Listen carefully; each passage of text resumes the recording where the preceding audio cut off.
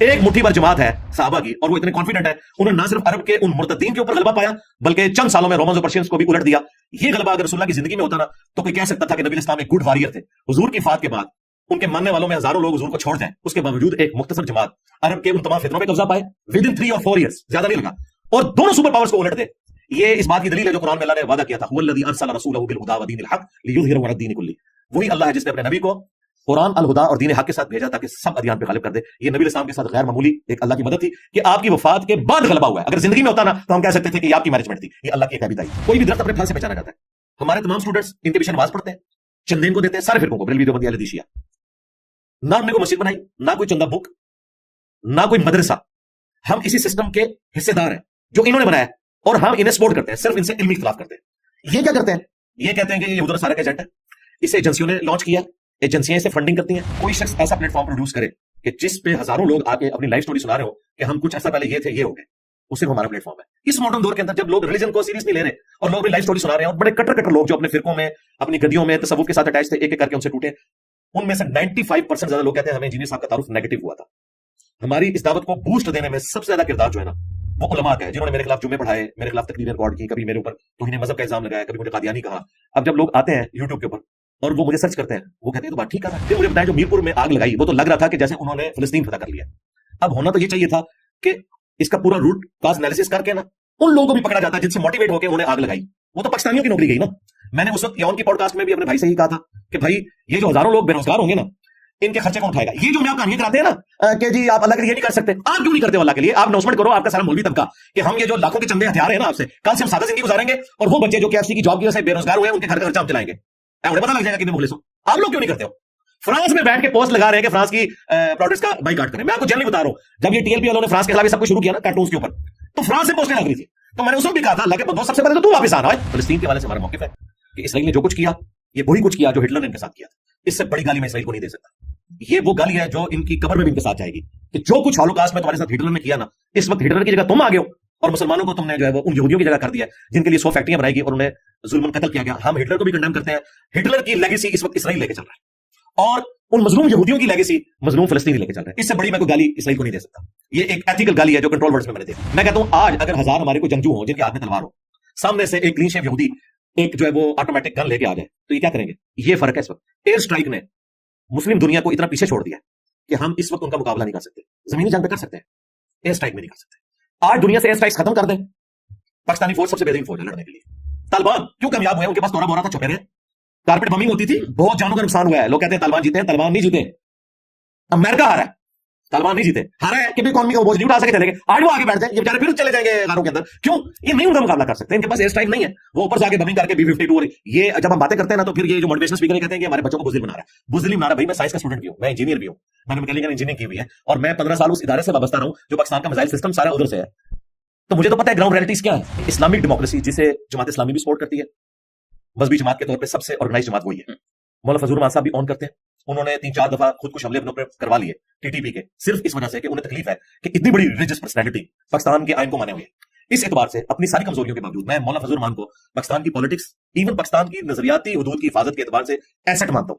اب تو مجھے کہنے میں آ رہی ہے، اب تو PTI کے لیے بھی ایسٹ ہے، ٹھیک ہے۔ پہلے وہ جس کی یوں ایسے پردہ کر کے نقلیں اتارتے تھے، آج وہ PTI کے منظور نظر ہے۔ ہمیں وہ اس وقت بھی اچھے لگتے تھے، آج بھی اچھے لگتے ہیں، ہم اصول کے اوپر کھڑے ہیں۔ تو مولانا فضل الرحمان صاحب جو PTI کے اس وقت امام ہے، تو وہ ایسٹ ہے، کم از کم انہوں نے لاکھوں لوگوں کو نان اسٹیٹ ایکٹر بننے سے روک لیا۔ یہ بہت بڑا ان کا کریڈٹ ہے، قومی دھارے میں رکھا ہے۔ TLP سے ہمارے جو اختلافات اپنی جگہ، لیکن ایٹ لیسٹ وہ اس سسٹم کا حصہ بنے۔ اس اعتبار سے میں ان کی تعریف کرتا ہوں کہ بجائے یہ کہ انہوں نے اسلحہ اٹھانے کے قومی دھارے میں آیا، یہی ہونا چاہیے، یہی ایک طریقہ ہے۔ اب رہا مسئلہ کہ یہ بار بار ہمیں کبھی ضرب عزم، کبھی رد الفساد، کبھی عزم استحکام، تو یہ تو ہماری مجبوری ہے۔ ہم کمبل کو چھوڑنا چاہتے ہیں، کمبل ہمیں نہیں چھوڑ رہا۔ ہم نے جو اتنی غلطیاں کی ہیں اتنی جلدی تو جان نہیں چھوڑے، سیدھی سی بات ہے۔ اس کے لیے آپ کو کاؤنٹر نیریٹو لانچ کرنا پڑے گا۔ جو یہ ہمیں پڑھاتے ہوتے ہیں نا پاکستان کی نظریاتی حدود کی حفاظت ہم کر رہے ہیں، نظریاتی حدود کی حفاظت کوئی نہیں ہو رہی ہے، جغرافیہ کی حفاظت ہو رہی ہے۔ ابھی تک کوئی سیریس کوشش نہیں ہوئی ہے۔ مجھے بتائیں وہ تمام علماء جو ان چیزوں میں بولتے تھے، ایک ایک کر کے خود کچھ حملوں میں شہید کر دیے گئے۔ ایک بندہ بچا تھا غامدی صاحب، وہ بیچارے پوری زندگی ملیشیا گزاری اور اب وہ بیٹھے ہوئے ہیں امریکہ کے اندر۔ تو نظریاتی حدود کی حفاظت غامدی صاحب نے کرنی ہے، آرمی چیف نہیں کر سکتا۔ ایک آسما جہانگیر آپ 70 سالوں میں صرف پیدا کر سکیں، یہ ایک داڑھی پگڑی والا بندہ کہہ رہا ہے۔ کتنے لوگ ہیں جو سچائی کے لیے کھڑے ہوتے ہیں، کوئی دلیری دکھانے کے لیے کھڑا نہیں ہوتا۔ آسما جہانگیر کو سب سے زیادہ تکلیفیں کس سے اٹھانی پڑی؟ مذہبی طبقے سے، اسٹیبلشمنٹ سے۔ پھر آپ یہ کہتے ہیں کہ یہ لوگ آپ کی خدمت کریں اور آج آپ کا قبلہ درست ہوا ہے، تو آسما جہانگیر یا ان کی لیگیسی جو لے کے چل رہے ہیں وہ فوج کے حق میں کھڑے ہو جائیں۔ उन्हें तो खतरा है कल को आपका किबला बदला तो सबसे पहले इनको आप शहीद होते हुए देखेंगे। तो इसलिए आपने तय करना है। वैसे मैं आपको अभी बताऊं, इस वक्त फौज भरी पड़ी हुई है, उन्होंने वाकई रिलीजियसली ये तय कर लिया कि अब पाकिस्तान इस्लामी चलेगा। उसकी वजह एफएटीएफ, पूरी दुनिया की पॉलिटिक्स का चेंज होना, ये भी गौरव को करंट जाता है, इनको नहीं जाता, गौरव को जाता है कि उन्होंने इन्हें सिखाया कि बंदे के पुत्र बनो, दुनिया में इस तरह नहीं आप रह सकते, वरना हम ये कर देंगे। अगर तुमने ये 25 करोड़ का जो एटम बम रखा हुआ है ना इधर आबादी का, इनको साथ लेके चलना है ना, भूखे नहीं मारना, तो भाई फिर हमारी बात भी मानो। और वो ठीक कह रहे हैं। एफएटीएफ ना होता ना, मैं देखता ये कहां से आता, ये हमने नहीं लगन किया। अब मुझे बताया 2017 में हंसता बसता मुल्क था, दो बंदों ने डिसाइड किया, चलते टायर में टंडा दे दिया, ठीक है, 5 रुपए की रोटी थी उस वक्त, आप डॉलर की कीमत देखें, हंसता बसता मुल्क इन्होंने अरबिया के साथ मिलकर एस्टैब्लिशमेंट ने उजाड़ दिया। अब इसकी रेमेडी कई डिकेड्स तक नहीं होनी, ठीक है। फिर आरटीएस हुआ, अब फॉर्म 45 तो सबको नजर आ रहा है, आरटीएस किसी को नजर नहीं आ रहा, ठीक है। अब वो अपनी जगह चीखते हैं, वो कहते हैं यार हम मुल्क की खिदमत कर रहे थे, हमें डिफेम कर दिया, अब बच्चे इनके साथ लग गए हैं, अब हमें ये कह रहे हैं कि जी अब वो अब हम जीरो से स्टार्ट कर लें। वो उधर नहीं मानते, वो आप जाके वो बूट को इज्जत दो पे आगे, वोट को इज्जत दो से, और जो सेम पेज थे वो वोट को इज्जत दो। अगर मैं पीटीआई की पॉलिटिक्स को क्रिटिसाइज करता हूं, तो मैं जब उनके हक में बात करूंगा तो भाई नेम करूंगा कि जो 9 मई का इशू हुआ, उसमें जितने लोग जियो फेंसिंग के अंदर पड़े हुए हैं, आज 1 साल से ज्यादा गुजर चुका है, उसमें कई बेगुनाह लोग भी हैं, उनके केसेस भी नहीं लग रहे। तो मेरे भाई, आपने अल्लाह को जवाब दिया होना इनके बारे में। जो मुजरिम है उन्हें सजा दे। मैं कहता हूं खान साहब अगर मुजरिम साबित होते हैं उन्हें भी सजा दे। हम नहीं कहेंगे कि ये उम्मत मुसलमान का लीडर है, हैंडसम है, तो इसे छोड़ दें, बिल्कुल सजा दें।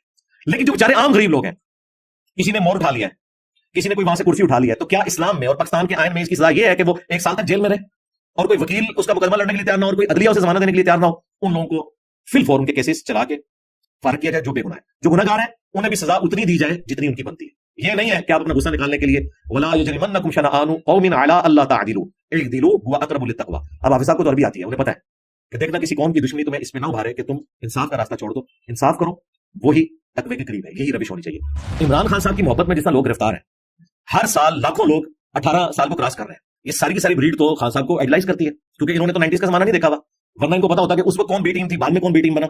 तो ये वक्त जो गुजर रहा है, अगर खान साहब जिंदा रहे और वो जेल से बाहर आ गए, तो फिर इस मुल्क में स्टेबिलिटी वाली कोई चीज आपको नजर नहीं आएगी, सीधी सी बात है। और ये फौज को पता है, इसलिए वो अंदर है।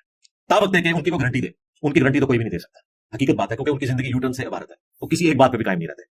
इसीलिए हमें उनकी मजलूमियत तो नजर आती है, फौज की भी मजबूरी देखें। वो भी कहते हैं कि भाई इसको बाहर निकाले तो फिर आपको पता क्या करेगा, बाहर के मुल्क भेज दे तो क्या करेगा, ये अंदर बैठ के ये कुछ हो रहा है तो बाहर आगे क्या करेगा। इसके लिए भाई फिर काबे की छत पे खड़ा होना पड़ेगा इमरान खान को भी, नवाज शरीफ को भी, और चीफ जस्टिस को भी, और आर्मी चीफ को भी, और पब्लिकली अपने गुनाहों की माफी मांगनी होगी कि किसने कहां क्या क्या गलत किया, और गारंटी देनी होगी कि अब हम ऐसा नहीं करेंगे, फिर कोई आगे मामला चल सकता है। अदरवाइज तो मुझे तो नजर आ रहा है कि मामला कोई ज्यादा बेहतरी की तरफ इतनी आसानी से नहीं आएंगे, अगरचे इस वक्त कोशिश हो रही है, लेकिन इसमें काफी ज्यादा टाइम है। शेर अफजल मरवत को मैंने कहा था कि बैरिस्टर गौर के साथ बैठ के उन्होंने कहा कि आदिल राजा जो कुछ कर रहा है ये गलत है, ये मैंने उसको कहा था, गन पॉइंट पे खिलाया। यही बातें हम भी पहले करते। आदिल राजा ने मेरे ऊपर झूठा इल्जाम लगाया कि इस एस्टैब्लिशमेंट ने लॉन्च किया, जो खुद गन पॉइंट पे मीडिया पे लॉन्च हुआ था खान को बुत बनाने के लिए, और वो फिर फौज के खिलाफ होकर खान के साथ हो गया, जो खुद एस्टैब्लिशमेंट का बगल बच्चा, उनकी तनख्वाहों पे पलने वाला। मेरी तो नौकरी एस्टैब्लिशमेंट ने 2017 में फारिग की है, मैं तो उनका डसा हूं। मैंने उस वक्त इमरान खान वजीर आजम जब 2018 में बना, मैंने उसे भी खत लिखा, मैंने एक बंदे को अप्रोच किया कि मेरे साथ ये जुल्म कर रहे हैं, मैं कोर्ट में गया। ये आज जो अतमिनल्लाह इतना नजरियाती बना ना, इसके पास ही मेरा केस लगा था, उस वक्त ये एस्टैब्लिशमेंट का बगल बच्चा होता था, आज बड़ा नजरियाती बना हुआ है। मुझे इन सब का माजी पता है। ये सब लोग उस वक्त अगर शौकत सदीकी के साथ खड़े होते हैं ना, मुझे इनके खिलाफ के ऊपर मैं मानता, ठीक है। बाबर सरार की सिर्फ मैं इज्जत करता हूं, मैं जियो पे उस वक्त भी देखता था, लेकिन उनका हाल यह है कि सब ज्यादा पीडीए मुखालिफ थी उन्हें जज बनाने में। तो मुझे बताएं अल्लाह के बंदो, कोई एक खामी बताओ नून लीग पीपल्स पार्टी की जो उससे ज्यादा वर्स्ट फॉर्म में इस जमात में ना आई हो, इनके बड़ों में ना आई हो। मैं इसको साबित कर सकता हूं, लेकिन हमारा ये प्लेटफॉर्म पॉलिटिकल नहीं है, इस वजह से मैं उस लेवल पे नहीं उतरता। ये भी मुझे इसलिए उतरना पड़ता है कि हमारे अक्सर स्टूडेंट यंग जनरेशन है और वो इनके हाथों गुमराह हो रहे हैं, अपना मुस्तकबिल बर्बाद करेंगे, एंड रिजल्ट कुछ नहीं निकलना। हिटलर के लिए भी 2.5 करोड़ लोगों ने टैटू बनवाए थे, वो भी इसी तरीके से हाथ उठा के लेता था, एंड रिजल्ट क्या निकला? आज जर्मनी शर्मिंदा हिटलर का नाम लेने से। अल्लाह ना करे कि खान साहब का मुस्तकबिल ये हो। जेल में गए, मेरी कभी मुलाकात भी, मैं उनको कहूंगा खुदा के लिए आप अपनी जिंदगी में अपने फितरे को खत्म करके जाए, जो आपने गलत चीजें की उनसे माफी मांगे और अपनी नौजवान नस्ल को, इसलिए देखें 4 टुकड़े तो हो चुके हैं जमात में, और भी टुकड़े होंगे। इनमें से ये दावा नहीं कर सकता कि हम बड़े नजरियाती हो गए। नजरियाती तो हम मैं शुरू से, मैं तो 2014 के धरनों के भी खिलाफ था, हालांकि 2013 में मैंने पीडीए को वोट डाली थी। नजरियाती किसको कहते हैं? मैं उन धरनों की वजह से, कंटेनर की वजह से खान साहब के मुखालिफ हुआ था कि आप इनकी गोद में ना बैठे। हम समझते थे खान साहब एक नजरियाती लीडर है, लेकिन वो गोद में बैठे और आज वो अंदर है। और मैं प्रेडिक्ट करूं, खुदा ना खास्ता ऐसा हो, मुझे नहीं लगता कि अब वो इस एतबार से कोई पॉलिटिकल कद हासिल कर सकेंगे बाहर निकल के। मुझे नहीं नजर आ रहा, मेरे मुंह में खाक। मेरी ख्वाहिश है कि अगर उन्होंने जेल में रह के कुछ सीखा है अपनी गलतियों से, वो बाहर निकल के अपने मुखालिफिन से माफी मांगेंगे। नेल्सन मंडेला की बात करते हैं तो उसने 27 साल बाद सबको माफ किया था, लेकिन नेल्सन मंडेला की जो फयाजी थी या माफ करने की रविश, उसका 1% भी पाकिस्तान में ना इमरान खान को नसीब है, ना नवाज शरीफ को नसीब है, ना जरदारी साहब को। ये सिर्फ नाम ले सकते हैं, हकीकतन ये बहुत बूस पाले हुए होते हैं अपने दिलों के अंदर एक दूसरे के बारे में। अली भाई बहुत शुक्रिया, आपने टाइम निकाला। काफ़ी सवालात थे, आप ज़रा काफ़ी, एक तो रेगुलर यूट्यूब पे तो बहुत सी चीज़ें कर रहे हैं, ایک چیز ہم نے دیکھی کہ جو ڈیجیٹل اسپیس ہے پاکستان میں اوور آل سوشل میڈیا، آپ ون آف دا پائنیئرز کہا جا سکتا ہے، اس کے اندر آپ نے بہت زیادہ کانٹینٹ نکالا، کافی ملٹیپل پیجز ہیں. How do you see the overall digital space جو ایوالو ہو رہی ہے پاکستان میں، اور in contexts of the religious scholars? Because اس سے پہلے ڈاکٹر اسرار صاحب کی بھی اب ویسے زیادہ آنا شروع ہوئی ہیں، بٹ 2007-8 سے ظاہر ہے ڈیجیٹل اسپیس پاکستان میں شروع ہوئی، پروان چڑھ رہی ہے. تو اوور آل آپ کو کیا لگتا ہے کہ کہاں یہ جا رہی ہے؟ لا حول ولا قوت الا باللہ، اللہم صلی علی محمد وعلی آل محمد. آپ کو بھی اور آپ کی پوری ٹیم کو ہماری اکیڈمی میں ویلکم ہے. ڈیجیٹل میڈیا جو ہے، جہاں اس کے نقصانات ہیں، میں سمجھتا ہوں کہ فائدے زیادہ ہیں اگر انسان حق کی تلاش میں ہو. ریلیجن کے پوائنٹ آف ویو سے اتنی بڑی اپرچونٹی ہے کہ اگلے زمانوں میں اگر کوئی شخص حق کی آواز بلند کرتا تھا تو حکمران ایسے لوگوں کو خاندان سمیت قتل کروا دیا کرتے تھے، غائب کر دیتے تھے. اسی لیے آپ کو تاریخ کے اندر بہت کم لوگ ایسے ملیں گے کہ جنہوں نے سچائی کے لیے جو ایک اسٹیبلش ٹریڈیشنل چیزیں چل رہی تھیں ان کی مخالفت کی اور ان کو ورلڈ لیول کے اوپر پذیرائی ملی ہو. میرے اس پلیٹ فارم کا جو اتنا بڑا قد کاٹ ہے، اس کے پیچھے کریڈٹ سوشل میڈیا کو ہی جاتا ہے، اس ڈیجیٹل میڈیا کو جاتا ہے. آج بھی اگر یہ چیزیں نہ ہوتی تو یہ آواز جہلم شہر سے اٹھ کے یہیں پہ دفن ہو جاتی. اس لیے میں سمجھتا ہوں یہ بہت بڑی اپرچونٹی ہے. پلس اس کی برکت سے صرف ریلیجن نہیں بلکہ سائنس کے اوپر، سوشل ایشوز کے اوپر آپ نے اگر کوئی توانا آواز سننی ہے تو اس کے لیے آپ کو ٹریولنگ کر کے کہیں جانے کی ضرورت نہیں، کسی یونیورسٹی میں داخلہ لینے کی ضرورت نہیں کہ آپ فلاں یونیورسٹی میں داخلہ لیں گے تو فلاں پروفیسر کی بات آپ سنیں گے. آپ گھر بیٹھ کے مفت لطف اندوز بھی ہو سکتے ہیں، اپنی اصلاح بھی کر سکتے ہیں. بلکہ وہ ٹیلنٹ آپ کو ہنٹ نہیں کرنا پڑے گا، وہ آپ کو ہنٹ کر لے گا. پہلے تو لوگ نکلتے تھے کہ ایسے لوگوں کی تلاش میں. مجھے خود یاد ہے جب ہم چھوٹے چھوٹے تھے تو اس وقت اگر کسی گاؤں میں بھی کوئی اچھا اسپیکر آیا ہوتا تھا جسے ہم لوگ اس زمانے میں اچھا سمجھتے تھے، اب تو ہم اس طرح کی چیزوں کے اوپر ہنستے ہی ہیں کہ کن کو ہم اچھا سمجھتے تھے، تو لوگ گاڑیاں بھر کے لے کے جایا کرتے تھے، کرایہ جمع کرتے تھے تاکہ اس اسپیکر کی جا کے بات سنیں. اب گھر بیٹھ کے اس تردد سے گزرے بغیر آپ ایئر کنڈیشن روم میں کنسنٹریشن کے ساتھ سنتے ہیں، اور کوئی بات سمجھ نہ آئے آپ اس کو پیچھے کر کے دوبارہ دیکھ سکتے ہیں. اب سائنس بھی ہمیں بتا رہی ہے کہ جو بات آپ سنتے ہیں وہ آپ کے دماغ میں 10% ریٹین ہوتی ہے، لیکن جو چیز آپ دیکھ لیتے ہیں وہ 50% تک ریٹین ہوتی ہے. اور یہ ڈیجیٹل میڈیا تو اس سے اگلا ورژن ہے کہ دیکھنے کے بعد اگر آپ ریورس کر کے دوبارہ دیکھنا چاہیں تو آپ اس کو 70-80% تک لے کے جا سکتے ہیں کہ آپ چیزوں کو سیکھ سکتے ہیں. اور مجھے جو سب سے اچھی بات لگتی ہے وہ یہ ہے کہ جو میرے فارغ ہونے کا ٹائم ہے میں اس وقت ان چیزوں سے لطف اندوز ہو سکتا ہوں. مثلا میں پولیٹیکل شوز میں نجم سیٹھی صاحب کو، شاہ زیب خانزادہ کو بڑے شوق سے دیکھتا ہوں. تو جس وقت ان کے پروگرام چل رہے ہوتے ہیں اس وقت میری اپنی مصروفیات ہوتی ہیں، تو میں پھر فجر کی نماز کے بعد فریڈم حاصل کرتا ہوں. جس وقت میرے پاس ٹائم ہے میں اس وقت دیکھتا ہوں. آپ کے شوز بھی دیکھتا ہوں. اس کے علاوہ بھی جتنے سوشل میڈیا کے اوپر لوگ بیسک ہیومن رائٹس کی بات کرتے ہیں، سوشل ایشوز کو اٹھاتے ہیں، ان کا سولوشن پیش کرتے ہیں، میں وہ ساری چیزیں دیکھتا ہوں. تو یہ جو فریڈم ہے کہ جب میں فارغ ہوں گا میں اس وقت دیکھوں گا. ریلیجن میں آپ اس کو دیکھ لیں کہ ٹی وی چینلز کے اوپر صرف رمضان المبارک کے مہینے میں روزے ڈسکس ہوتے تھے، ربیع الاول میں ربیع الاول ڈسکس ہوتا تھا، محرم میں محرم ڈسکس ہوتا تھا. لیکن آج اگر مجھے رمضان کے مہینے میں کوئی کربلا سے متعلق چیز سرچ کرنی ہے تو یوٹیوب آپ سے یہ نہیں کہے گی کہ آپ محرم کا انتظار کریں، وہ کہے گی جناب اتنی ویڈیوز اویلیبل ہیں، وہ پوری لسٹ لگا دے گی. جب آپ چاہیں آپ علم حاصل کر سکتے ہیں. یہ سب سے بڑی جو اپرچونٹی ہمیں اویلیبل ہے ایک ٹیلنٹ کے پوائنٹ آف ویو سے، پلس یہ کہ جب میں چاہوں میں اس وقت دیکھوں. بہت بڑی نعمت. آپ نے ٹیلنٹ کا ذکر کیا. ہم نے دیکھا کہ بیکاز ہم لوگ ظاہر ہماری جو تھوڑی سی آڈینس ہے وہ جین زی اور بچے جو بہت زیادہ دینی، شاید اس طرح دینی طبقہ نہیں ہے. ہم نے دیکھا کہ اسلامک جو اسکالرز ہیں ان کا رائز ہوا. اس میں مفتی مسعود صاحب کا چینل بہت بڑا ہے، آپ کا، ساحل ادیم صاحب کا، راجہ کیسر صاحب کا، اور اس طرح کے کافی لوگ ہیں. کچھ عرصے میں ہم نے دیکھنا شروع کیا ہے کہ آپس میں ایک گتھم گتھا ٹائپ سچویشن جو ہے وہ شروع ہو گئی, اور وچ از ویری انفارچونیٹ. آپ بھی یہی بات کرتے ہیں اور بھی کہ جی مسلم امہ شروع سے لڑ رہی ہے, اور ابھی کچھ شروع بھی نہیں ہوا. مطلب ابھی اٹس جسٹ لائک 2-4-5 سال ہوئے ہوں گے میرے خیال سے. آپس میں ہم نے بہت کم دیکھا ہے کہ لوگ آ کے بیٹھے ہیں. راج صاحب آپ کے پاس آئے, سیکولر سائڈ سے بھی بلکہ بہت زیادہ لوگ آپ کا آ کے انہوں نے انٹرویو کیا. اس پوری جو آپس کی ایک وہ خلش ہے اس کو آپ کیسے دیکھ رہے ہیں؟ بیکاز ایک عام بچہ جو دین لت سے حاصل کر رہے ہیں ویسے انفارمیشن وہ کہہ رہے ہیں کہ یار یہ مطلب یہ وہی ہے جو پولیٹیشین کر رہے ہیں, اور یہاں میں آ کے جب ان لوگوں کو دیکھنا شروع کیا جو آپ کو تھوڑی سی پروگریسو آوازیں دین کے سائڈ پہ یہ ساری لگتی ہیں, بٹ ان کے اندر بھی بہت زیادہ, اور اسپیشلی آپس کی ابھی ریسنٹلی میں نے 1-2 ویڈیوز دیکھی, میں نام نہیں لوں گا, بٹ ان آپ کے اوپر بھی تھیں, ساحل کے اوپر کسی اور نے کی. اس پوری چیز کو آپ کس طرح دیکھ رہے ہیں؟ میں تو اسے اپرچونٹی گردانتا ہوں. ہم قرآن و سنت کی روشنی میں اس پلیٹ فارم کی آواز کو حق کی آواز سمجھتے ہیں, اور ہم چاہتے ہیں کہ یہ ڈیبیٹ اسی طریقے سے ہوتی رہے, لوگ بات کریں, پڑھا لکھا طبقہ خود ڈیسائیڈ کرے گا کہ کون بندہ ہوائی فائر کر رہا ہے اور کون بندہ بکش بات کر رہا ہے. یہ ہو نہیں سکتا کہ بیک وقت 2 اپوزٹ رائے درست ہوں. کسی خاص کیس میں ہو سکتا ہے کہ 50% چیزیں ہوں, ورنہ حق اتنا واضح ہے کہ پتہ چل جاتا ہے. میں اس چیز کو سمجھتا ہوں اپرچونٹی اپنے لیے. میں چاہتا ہوں کہ علماء کا طبقہ بھی جو بولنا چاہتا ہے وہ بولے, تاکہ ان کی آڈینس تک میری بات پہنچے. کیونکہ میرے پاس نہ تو کوئی مسجد ہے, نہ میں کسی فرقے کا فرنٹ مین ہوں کہ ان کے مدارس میں جا کے بولوں. میں اب نام کسی کا نہیں لوں گا. یہ سب کے سب میرے علاوہ جتنے لوگ ہیں نا, یہ سب کے سب فرقوں کے فرنٹ مین ہیں, خواہ علماء ہوں چاہے موٹیویشنل اسپیکر ہوں.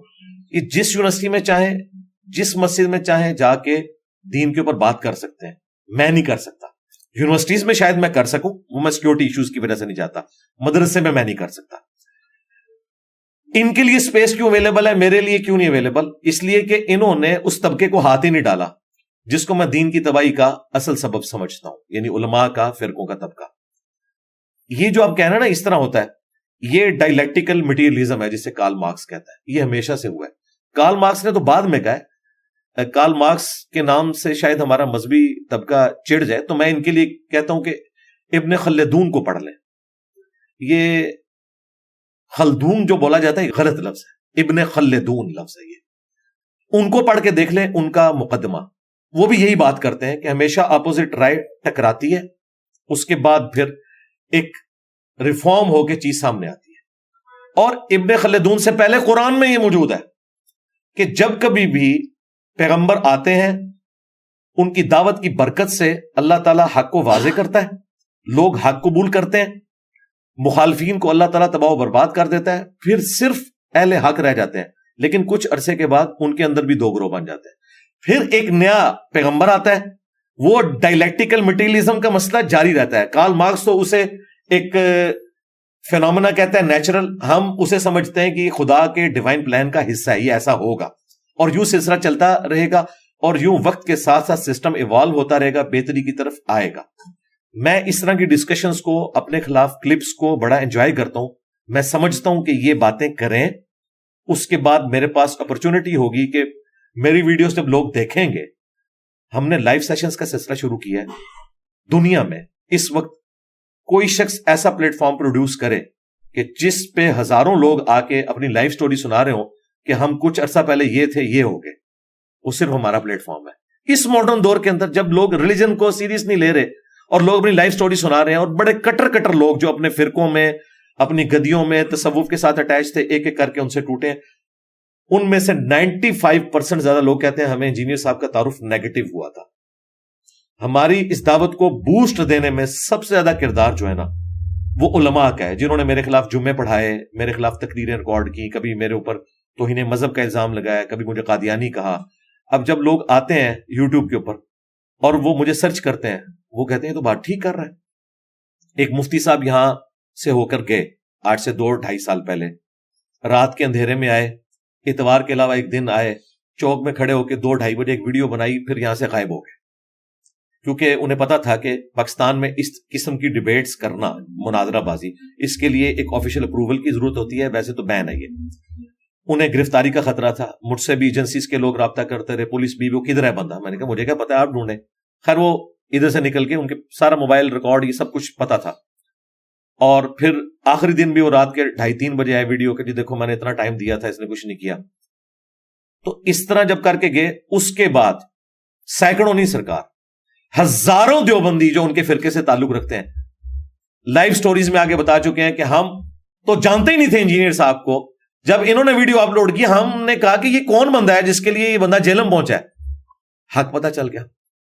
ابھی کچھ مہینے پہلے ایک اور فرقے یعنی بریلوی مکتب سے تعلق رکھنے والے مفتی صاحب آئے, اس کے بعد کئی لوگوں نے حق بات قبول کی. لہذا میں تو اس سے کوئی نہیں گھبراتا. مجھے جو سب سے زیادہ آپ سمجھ لیں کہ تکلیف ہوتی ہے, گھبراتا تو میں اس سے بھی نہیں ہوں, وہ جو ایسی جماعتیں جو نان اسٹیٹ ایکٹر بنی ہوئی ہیں. اگر آپ کے چینل کی پالیسی نہیں ہے تو مجھے نام لینے میں کوئی حرج نہیں. میں تو ڈنکے کی چوٹ پہ ان کا نام لیتا ہوں, کیونکہ انہوں نے کوئی شرم حیا باقی نہیں رکھی ہے. وہ پبلک گیدرنگ میں میرا نام لے کے مجھے غلام احمد قادیانی دجال کے ساتھ ملاتے ہیں اور کہتے ہیں کہ جس طرح گریٹ برٹن نے اسے پناہ دی ہوئی تھی سب کانٹیننٹ میں, اس وقت کی ایجنسیز نے, فوج نے, اداروں نے انجینئر کو پناہ دی ہوئی ہے. یہ کون سے گروہ آپ؟ یہ ٹی ایل پی, خادم رضوی صاحب کی جو جماعت ہے, اور آج کل سعد رضوی صاحب اسے ہیڈ کر رہے ہیں.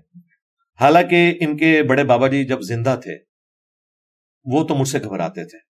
ان کے ہاتھ میں میری ویڈیوز ہمارے دوستوں نے پہنچائی, انہوں نے دیکھی, انہوں نے کہا منڈے نو چھاڑ دو. ان کو پتا تھا کہ یہ بات جو کر رہا ہے اس سے ہمارے فرقے کا جنازہ نکلے گا اگر میں اسے ریبٹل کروں. صرف انہوں نے ایک جملہ بولا, وہ بھی اپنی پبلک کو خوش کرنے کے لیے, کہ نیٹ پہ ایک لڑکا ہے جو مجھے کہتا ہے کہ لبیک یا رسول اللہ کہنا چاہیے, لبیک یا رسول اللہ نہیں کہنا چاہیے. میں نے عربی لنگوسٹک میں بات کی تھی کہ آپ صرف نہ پڑھا رہے ہیں, اتنے بڑے بڑے علماء, 1.5-2 لاکھ علماء ان کے شاگرد تھے عربی لنگوسٹک میں, تو آپ نعرہ اپنی جماعت کا درست کروائیں, لبیک نہ کہا کریں, لبیک یا رسول اللہ. اب انہیں پتا تھا کہ یہ بات ٹھیک کر رہا ہے. اسی کلپ میں میں نے ان کے بزرگوں کی کتابوں سے, علی حجویری صاحب کی کتاب کشف المحجوب جو وہ ہاتھ میں پکڑ کے لہراتے تھے, میں نے چند گستاخانہ چیزیں ہائی لائٹ کی کہ انہوں نے نبی علیہ السلام کے بارے میں ایک جھوٹا سکینڈل لکھا ہے ایک صحابی کی بیوی کے ساتھ. انہوں نے نبی علیہ السلام کے اوپر یہ جھوٹ باندھے ہیں. یہ لاہور سے چھپ رہی ہیں کتابیں, آپ آن کرتے ہیں, آپ دکھاتے ہیں, تو مجھے ان باتوں کے جواب دیں. یا تو کہیں کہ یہ کتابیں بدل گئی ہیں, انہیں پتا تھا اگر میں نے یہ کہا کتابیں بدل گئی ہیں پھر تو ہمارا فرقہ ختم, اور اگر یہ کہا یہ غلط ہے تو لوگوں نے مجھے نہیں چھوڑنا. انہوں نے پہلے حصے کا جواب دیا, حالانکہ ٹوٹل 20-25 منٹ کا کلپ تھا, وہ سارا انہوں نے دیکھا 2017 میں. وہ جواب تو یہ آیا, البتہ 2017 میں 28 اکتوبر کو میرے اوپر پہلی دفعہ مرڈر اٹیمپٹ ہوگی, اور وہ موٹیویٹڈ تھا ٹی ایل پی کا بندہ. اس کے بعد سے ٹوٹل 5 مرڈر اٹیمپٹس میرے اوپر ہو چکی ہیں, اور 5 جو ہیں ٹی ایل پی کے موٹیویٹڈ لوگ ہیں. میں یہ نہیں کہوں گا, میں انہیں بینیفٹ آف ڈاؤٹ دوں گا کہ انہوں نے تنظیمی طور پر لانچ نہیں کیے ہوں گے, لیکن ان کے مدرسے کے ابو ذر غفاری رضی اللہ تعالیٰ عنہ جو مدرسہ ہے خادم رضوی صاحب کی جہاں قبر بنی ہوئی ہے, یہ آخری دفعہ جو 2 لڑکے آئے ہیں وہ تو اس مدرسے کے تھے, 16, 17, 18 سال کے. بٹ ساتھ کی طرف سے کبھی آپ سے کوئی رابطہ ہوا؟ کہ رابطہ انڈائریکٹلی ہوا, ایک ان کی جماعت کے بندے کے تھرو میری آڈیو ان تک پہنچائی گئی, ان کی آڈیو میرے تک پہنچی, میں نے ان کے سامنے بھی چیز ہائی لائٹ کی. اور اب تو کوئی ڈھکی چوبی بات نہیں ہے. اس وقت ریلیجن کے پوائنٹ آف ویو سے پلانٹ ارتھ پہ میرے علم میں نہیں کہ مجھ سے زیادہ کسی کی ویورشپ ہو. یہ میں تکبر کے طور پہ نہیں بتا رہا, میں یہ بتا رہا ہوں کہ ہر بندہ مجھ سے واقف ہے. کسی غار میں بھی بیٹھا ہے نا, اسے پتا ہے کہ انجینئر کیا ہے. تو یہ کوئی نہیں کہہ سکتا کہ بات نہیں ان تک پہنچی, بات پہنچی بھی ہے, لیکن انہیں پتا ہے کہ ان باتوں کے میں جواب نہیں دے سکتا. دوں گا تو اپنی پبلک مجھے نہیں چھوڑے گی کہ بھئی تم نے تو انجینئر کا مقدمہ مان لیا. اور اگر میں انجینئر کے خلاف بات کروں گا تو انجینئر تو ڈاکومنٹس دکھا رہا ہے, تو پھر تو انجینئر کے ماننے والے کہیں گے کہ واقعی یار یہ لوگ تو فیل ہو گئے ہیں. میں تو ون ون سچویشن میں ہوں دونوں اعتبار سے. تو میں آپ کو بتا رہا تھا کہ یہ ٹی ایل پی ہے, اس طرح کی جو جماعتیں ہیں نا, یہ میری لائف کو ورنیبل کرتی ہیں. لیکن میں ان کے ساتھ بھی آپ اس حوالے سے بالکل سیدھا ہو گیا ہوں کہ اگر مجھے تم اس لیول کے اوپر لے کے جاؤ گے کہ تم کہو گے کہ مینار پاکستان میں آ کے خطاب کرے, تو پھر میں نے آنکھوں میں آنکھیں ڈالی ہیں کہ یار مجھے تو چھوڑو. تمہارا امیر اہل سنت کراچی میں بیٹھا ہوا ہے, 70+ ہے, وہ باپا جانی الیاس قادری جو میرے ایکس مرشد تھے, میں 10 سال اس جماعت میں رہا ہوں. ان کو کہو نا کہ آئیں ذرا مینار پاکستان میں بغیر سیکیورٹی کے آ کے بتائیں, وہ بھی نہیں آ سکتے. ان پہ ایک دفعہ مرڈر اٹیمپٹ ہوئی تھی 1995 میں, اس کے بعد سے وہ گھر سے نہیں نکلے. جو ان کو سیکیورٹی سندھ گورنمنٹ نے دی ہوئی ہے اس زمانے کی, 1999 میں نے ان کے پیچھے نماز پڑھی ہوئی ہے, 5 نمازیں پڑھی تھی. نماز پڑھنے کے دوران جب وہ جماعت کراتے تھے نا، اب تو جماعت کروائے ہوئے بھی ان کو کم از کم 15-20 سال ہو چکے ہیں، تو ایک کلاشن کو اٹھایا ہوا بندہ ادھر کھڑا ہوتا تھا، ایک ادھر. میں نے ایگزیکٹلی ان کے پیچھے نماز پڑھی ہے. وہ نماز کیا ہوگی کہ جب آپ نماز پڑھ رہے ہیں اور ادھر بھی ایک بندہ آپ کی طرف یوں تان کے کھڑا ہوا ہے، اور ادھر یہ ان لوگوں کا حال ہے جن کا دعویٰ ہے کہ الا ان اولیاء اللہ لا خوف علیہم ولا هم یحزنون. یہ دھمکیاں مجھے لگاتے ہیں نا، یہ سچا تو باہر نکلے. ان کی حال یہ کہ نماز میں بھی کلاشن کوف والے دائیں بائیں کھڑے ہوتے ہیں. ان کو بھی آپ دیکھ لیں یہ کتنے پروٹوکول کے ساتھ جاتے ہیں. تو اس طرح کی دھمکیاں لگاتے ہیں. اس طرح کے لوگ میری لائف کو ونریبل کرتے ہیں، تو میں انہیں بھی آڑے ہاتھوں لیتا ہوں. رہ گئی پولیٹیکل جماعتیں، عام لطیفے سنانے والے مفتی، کہانیاں سنانے والے مفتی، یہ تو میں انجوائے کرتا ہوں، ان سے مجھے کوئی خطرہ نہیں. خطرہ اس قسم کی دہشت گرد تنظیموں سے ہے، میں ان کو بھی آڑے ہاتھوں لیتا ہوں. تھوڑا سا ہم آگے جائیں. ابھی ریسنٹلی ISPR کا ایک اعلامیہ جاری ہوا اور انہوں نے پہلی دفعہ ورڈ جو ہے وہ ڈیجیٹل دہشت گردی کا ورڈ یوز کیا، وچ از ویری ISIS کے لیے میرے خیال سے برٹن اس کو یوز کرتا تھا. اب اس میں ظاہر ہے ان کا تو آئی تھنک PTI اور ذرا پولیٹیکل سائڈ پہ تھا، بٹ اگر آپ ریلیجس سائڈ پہ بھی دیکھیں تو آپ کے بھی جو اسٹوڈنٹس ہیں اور دوسری اس سائڈ کے اسٹوڈنٹس ہیں، مطلب جتنی بھی سائٹس ڈیجیٹل پہ کام کر رہی ہیں، آئی فیل لائک کہ وہاں ایک سافٹ قسم کے ہم ایسے بچے پیدا کر رہے ہیں جو بہت ہی سخت مزاج ہوتے جا رہے ہیں کہ جی میرا مرشد تو میرے انجینئر صاحب یا میرے ساحل بھائی یا میرے راجہ کیسے صاحب. ہم PTI کو کہتے تھے. اب میں تو اس طرح بھی اس کو دیکھتا ہوں کہ ISPR نے اپنے ٹائم کے اندر جو ہے وہ جب ڈیجیٹل کے اوپر لوگوں کو لانا شروع کیا تو وہ ڈیجیٹل پیٹریوٹس تھے، بٹ وہ طالبان، سافٹ طالبان کی شکل تھی. اور سیم چیز جو ہے وہ ان ڈیجیٹل پلیٹ فارمس پہ بھی ہم کر رہے ہیں. تو جو آنے والی آگے نسل ہے، آپ کو نہیں لگتا کہ اس کو ہم بڑا متنفر اور ایک ان میں بغض اور ایک ان کے اندر بچپن سے ایک تشدد جو ہے ان کے دلوں میں آ رہا ہے؟ ناٹ کہ کوئی پرٹیکولر. میں بالکل 100% آپ کے ساتھ ایگری کرتا ہوں، اور ساتھ ہی میں کہوں گا کہ اللہ کا شکر ہے کہ یہ پلیٹ فارم اور اس سے ریلیٹڈ لوگ اس سے آزاد ہیں. انہوں نے یہ کام کبھی بھی نہیں کیا. میں اس کا ثبوت دیتا ہوں. آپ نے اس پلانٹ ارتھ پہ میرے وہ اسٹوڈنٹ پروڈیوس کرنے ہیں جو یہ کہتے ہوں کہ جن لوگوں کے آپ نام لے رہے ہیں اور جن فرقوں کے یہ لوگ فرنٹ مین ہیں، ہمارا کوئی اسٹوڈنٹ کہتا ہو کہ ان کے پیچھے نماز نہیں پڑھنی، ان کی بات نہیں سننی، یہ گمراہ ہے. ہمارے اسٹوڈنٹ ہمیشہ یہ کہیں گے کہ ساروں کی بات سننی ہے. شیطان بھی اگر اچھی بات کرتا ہے وہ لے لینی ہے. یہ میری تربیت، میں آپ کو بتا رہا ہوں. کوئی بھی درخت اپنے پھل سے پہچانا جاتا ہے. ہمارے تمام اسٹوڈنٹس ان کے پیچھے نماز پڑھتے ہیں، چندے ان کو دیتے ہیں، سارے فرقوں کو، بریلوی، دیوبندی، اہل حدیث، شیعہ. نہ ہم نے کوئی مسجد بنائی، نہ کوئی چندہ بک، نہ کوئی مدرسہ. ہم اسی سسٹم کے حصے دار ہیں جو انہوں نے بنایا ہے، اور ہم انہیں سپورٹ کرتے ہیں، صرف ان سے علمی اختلاف کرتے ہیں. یہ کیا کرتے ہیں؟ یہ کہتے ہیں کہ یہ یہود و نصارہ کا ایجنٹ ہے، اسے ایجنسیوں نے لانچ کیا ہے، ایجنسیاں اس سے فنڈنگ کرتی ہیں. مجھے اگر ایجنسیاں فنڈنگ کرتی ہوتی تو میرے بھائی، جب ایک پولیٹیکل جماعت جو آج کل زیر عتاب ہے اسٹیبلشمنٹ کے، یہ اسٹیبلشمنٹ کے ساتھ مل کے جو اپنے مخالفین کے ساتھ کر رہی تھی 2016، 17، 18 میں PTI کے بعد. جی بالکل. اگر آپ کی طرف جائے تو مجھے نام لینے میں مجھے آپ کو آپ لیں. PTI نے جو اس وقت اسٹیبلشمنٹ کے ساتھ مل کے بدماشی کی، جو آج مرزا شہزاد اکبر نے ہمارے دوست وڑائی صاحب کو انٹرویو میں کہا ہے کہ شاید خاقان عباسی، مفتاح اسماعیل، احسن اقبال پہ ہم نے جھوٹے کیسز بنائے تھے. ٹھیک ہے، مان گئے نا. اور رانا ثناء اللہ کے ساتھ جو کیس ہوا تھا وہ تو اسی وقت ہی مان گئے تھے یہ سارا جعلی ہو رہا ہے. یہ اب لوگ مظلوم بنے ہوئے ہیں، یہ ظالم تھے. یہ ان کا حال وہی ہوا ہے جو کسی زمانے میں ہولوکاسٹ کے وقت میں یہودی مظلوم تھے نا، خدا گنجے کو ناخن نہ دے. آج انہیں ناخن ملے ہیں نا، اب انہوں نے اس جگہ پہ فلسطینی مسلمانوں کو پہنچا دیا ہے، اور ہٹلر کی جگہ پہ اسرائیل خود آ کے بیٹھ گیا. یہی ہوتا ہے. ٹھیک، تو ان کے ساتھ بھی یہ ہونا تھا. ہم اس وقت بھی کہہ رہے تھے کہ یہ غلط ہو رہا ہے. میں نے حقیقت TV کو اس وقت انٹرویو دیا تھا کہ یہ جو کچھ کر رہی ہے نا اس وقت اسٹیبلشمنٹ، کل کو آپ بھی وکٹم بن سکتے ہیں. پالیٹکس سے ان کا لج فرائی کرنا ختم کروائیں. میں اس وقت بھی کرتا تھا. آج تو میں حق بجانب ہوں. میرے علاوہ کوئی ان میں سے یہ دعویٰ نہیں کر سکتا کہ ہم بڑے نظریاتی ہو گئے. نظریاتی تو ہم ہیں شروع سے. میں تو 2014 کے دھرنوں کے بھی خلاف تھا، حالانکہ 2013 میں نے PTI کو ووٹ ڈالی تھی.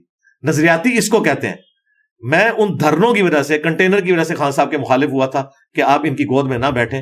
ہم سمجھتے تھے خان صاحب ایک نظریاتی لیڈر ہے، لیکن وہ گود میں بیٹھے اور آج وہ اندر ہے. اور میں پریڈکٹ کر رہا ہوں، خدا نہ خواستہ ایسا ہو، مجھے نہیں لگتا کہ اب وہ اس اعتبار سے کوئی پولیٹیکل قد کاٹ حاصل کر سکیں گے باہر نکل کے.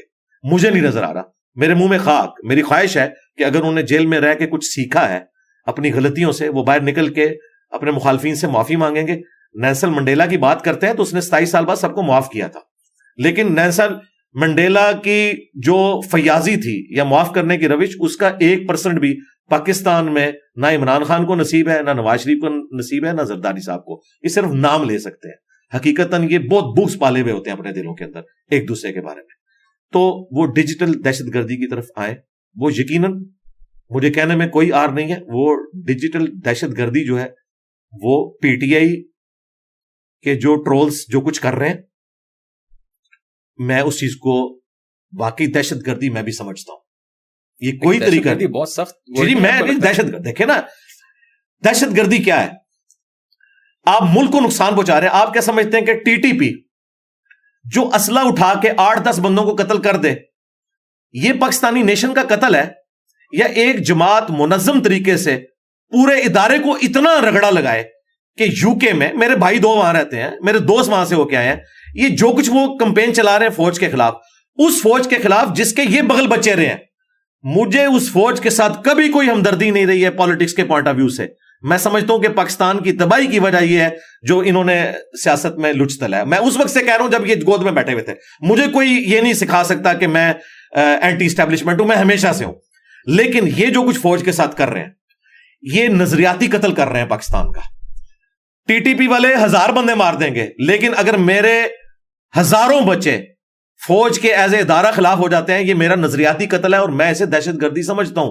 انہوں نے تو ابھی یہ ٹویٹ کی ہے نا, میں اس سے پہلے سمجھتا ہوں کہ نظریاتی دہشت گردی ہے اگر پاکستان کی فوج کے حوالے سے ایز اے ادارہ یہ کام کیا جائے, اور یہ ایز اے ادارہ ہو رہا ہے. میں آپ کو ہمارے لائیو سیشن میں میرے اسٹوڈنٹس آگے کہہ رہے ہیں کہ جی والد صاحب نے جو ہے وہ کروایا تھا بھرتی اس میں کیڈٹ کالج میں, میرے اپنے بچے کا کلاس فیلو ہے, کیڈٹ کالج چھوڑ کے آ گیا ایک اس لیڈر کی محبت میں کہ جس کا پتہ نہیں کیا ماضی ہے, مستقبل اس کا کیا ہونا ہے.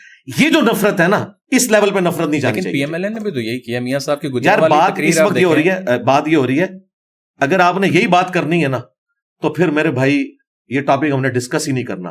اس کی وجہ یہ ہے کہ تم لوگوں نے دعویٰ یہ کیا تھا کہ ہم نے یہ ایک بندہ ایسا لانچ کیا ہے جو بڑا پرہیزگار ہے. اب مجھے مثالیں, مجھے تو موسیٰ کہہ کے لانچ کروایا تھا, مجھے فرعون کی مثالیں دے رہے ہیں. ٹھیک ہے, کل تک یہی کہتے تھے یہ چور ہیں, وہ چور ہیں, ان کی بات نہ کریں, ہم نے نیا بندہ لے کے آئے. اگر نئے بندے نے بھی کہنا ہے کہ میں چھوٹا چور ہوں, یہ مجھ سے بڑے چور ہیں, تو بھائی تو بھی نکل, ہم نہیں تجھے ایکسپٹ کرتے.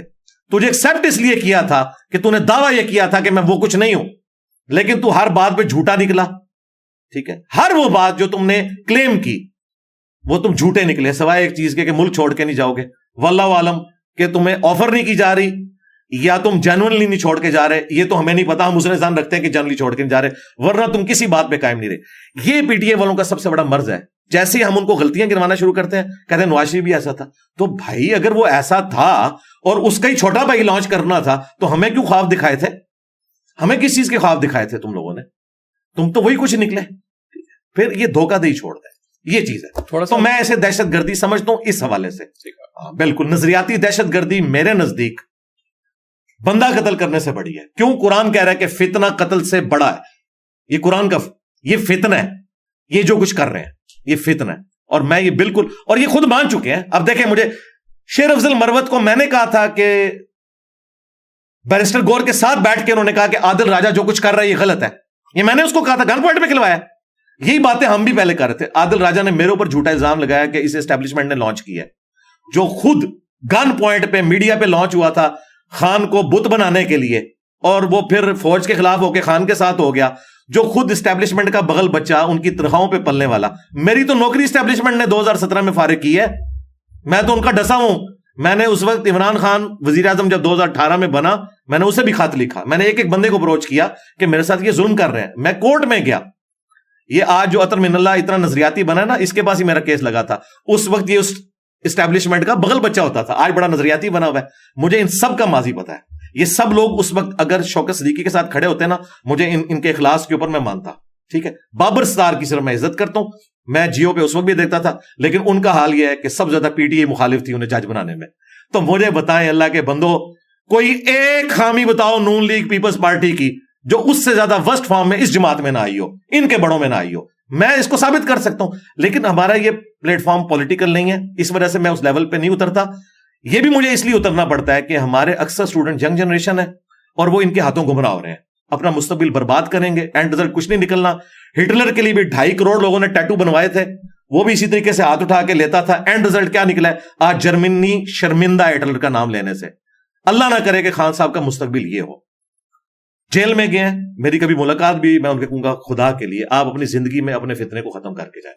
جو آپ نے غلط چیزیں کی ہیں ان سے معافی مانگیں, اور اپنی نوجوان نسل کو, اس لیے دیکھیں 4 ٹکڑے تو ہو چکے ہیں جماعت میں, اور بھی ٹکڑے ہوں گے, تو اسی وجہ سے ہو رہے ہیں کہ یہ کوئی ایک وہ ہے ہی چیز.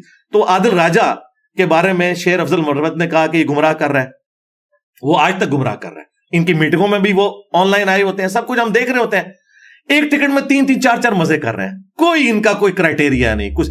یہ میں اس لیے بات کر رہا ہوں کہ میں ریلیجس بندہ ہوں, میں مولویوں کو بھی آڑے ہاتھوں لیتا ہوں ان کی منافقت کی وجہ سے, پولیٹیکل جماعتوں کو بھی. اب جب یہ ساری میں باتیں کروں گا یہ کہیں گے زرداری بھی یہ کرتا ہے, نواشی بھی یہ کرتا ہے. یار یہ ٹاپک ہی نہیں ہے, یہ اسی طریقے سے ہے کہ بیٹا تو کیوں فیل ہوا؟ ابا جی آپ کے دوست کا بیٹا بھی فیل ہو گیا, تیری پھوپھی بھی ناس کی سی, اور بھائی میری ساری پھوپھیاں بھی ناس جان, تو آڑے پھوپے نے جو کیتا ہے نا یہ بڑی سخت زیادتی کی تھی.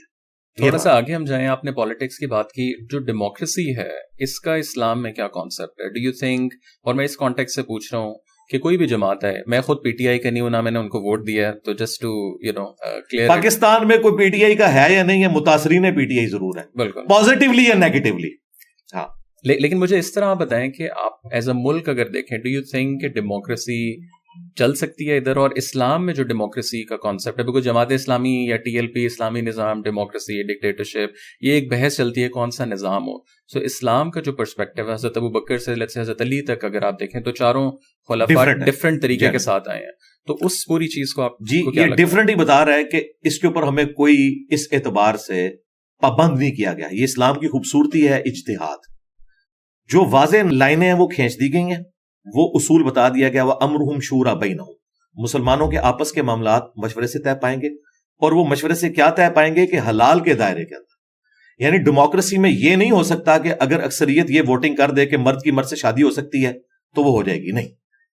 جہاں اسلام کی حدیں ٹوٹیں گی وہاں پھر آپ ڈیموکریسی نہیں دیکھیں گے, وہاں پہ وہ پرنسپل کو آپ فالو کریں گے جو قرآن و سنت میں. لیکن ایز اے معاشرہ آپ کو کیا لگتا ہے کہ ہم کہاں فٹ زیادہ بیٹھ دیکھیں, یہ اگر آپ ٹاپک ڈسکس کریں گے پورا 1 گھنٹے کا علیحدہ سے ٹاپک ہے, میں نٹ شیل میں سے کور کرنے لگا ہوں کہ اسلامک ڈیموکریسی جسے جماعت اسلامی بھی سپورٹ کرتی ہے, مذہبی جماعت کے طور پہ سب سے آرگنائز جماعت وہی ہے, مولانا فضل الرحمان صاحب بھی اون کرتے ہیں, انہوں نے 3-4 دفعہ خودکش حملے اپنے اوپر کروا لیے ٹی ٹی پی کے, صرف اس وجہ سے کہ انہیں تکلیف ہے کہ اتنی بڑی ریلیجس پرسنالٹی پاکستان کے آئین کو مانے ہوئے ہیں. اس اعتبار سے اپنی ساری کمزوریوں کے باوجود میں مولانا فضل الرحمان کو پاکستان کی پالیٹکس, ایون پاکستان کی نظریاتی حدود کی حفاظت کے اعتبار سے ایسٹ مانتا ہوں. اب تو مجھے کہنے میں آ رہی, اب تو پی ٹی آئی کے لیے بھی وہ ایسٹ ہے, ٹھیک ہے. پہلے وہ جس کی یوں ایسے پردہ کر کے نقلیں اتارتے تھے, آج وہ پی ٹی آئی کے منظور نظر ہیں. ہمیں وہ اس وقت بھی اچھے لگتے تھے, آج بھی اچھے لگتے ہیں. ہاں ہم اصول کے اوپر کھڑے ہوئے. تو مولانا فضل الرحمان صاحب جو پی ٹی آئی کے اس وقت امام ہیں, تو وہ ایسٹ ہے, کم از کم انہوں نے لاکھوں لوگوں کو نان اسٹیٹ ایکٹر بننے سے روک لیا ہے. یہ بہت بڑا ان کا کریڈٹ ہے, قومی دھارے میں رکھا ہوا ہے. ٹی ایل پی سے ہمارے جو اختلافات اپنی جگہ, لیکن ایٹ لیسٹ وہ اس سسٹم کا حصہ بنے. اس اعتبار سے میں ان کی تعریف کرتا ہوں کہ بجائے یہ کہ انہوں نے اسلحہ اٹھانے کے قومی دھارے میں آیا. یہی ہونا چاہیے, یہی ایک طریقہ ہے. اب رہا آپ اسلامک سسٹم جو ہے, ڈیموکریسی ماڈرن فارم ہے خلافت کی, ان ٹرو اسپرٹ. دیکھیں صحیح بخاری میں حضرت ابو بکر رضی اللہ تعالیٰ عنہ کے حوالے سے حضرت عمر کا خطبہ ہے جو انہوں نے اپنی وفات سے چند دن پہلے دیا. جب وہ حج پہ گئے تو مینا کے میدان میں یہ بات مشہور ہوئی کہ لوگ یہ باتیں کر رہے ہیں کہ ابو سیدنا عمر کی وفات کے بعد ہم ابو بکر کی طرح فلاں شخص کو خلیفہ چن لیں گے. حضرت عمر نے کہا میں یہیں پہ خطبہ دوں گا. 6830 نمبر حدیث ہے بخاری میں. یہ اتنی ہیوی ڈیوٹی حدیث ہے کہ میں نمبر اس کا بول رہا ہوں کیونکہ بڑے لوگوں کو یہ ہضم نہیں ہوگی. حضرت عمر نے کہا کہ میں یہیں خطبہ دوں گا, ایسی کی تیسی مسلمانوں کے مشورے کے بغیر یہ خلیفہ کسی کو چنیں گے. تو عبد الرحمن بن عوف نے کہا کہ حضرت اس وقت تو ہر طرح کے لوگ آئے ہوئے ہیں, اگر آپ یہاں بات کریں گے نا تو بات پھیل جائے گی. آپ تسلی سے مدینہ شریف جائیں اور جا کے وہاں خطبہ دیں. اور وہ ان کی زندگی کا آخری خطبہ ثابت ہوا جمعے کا.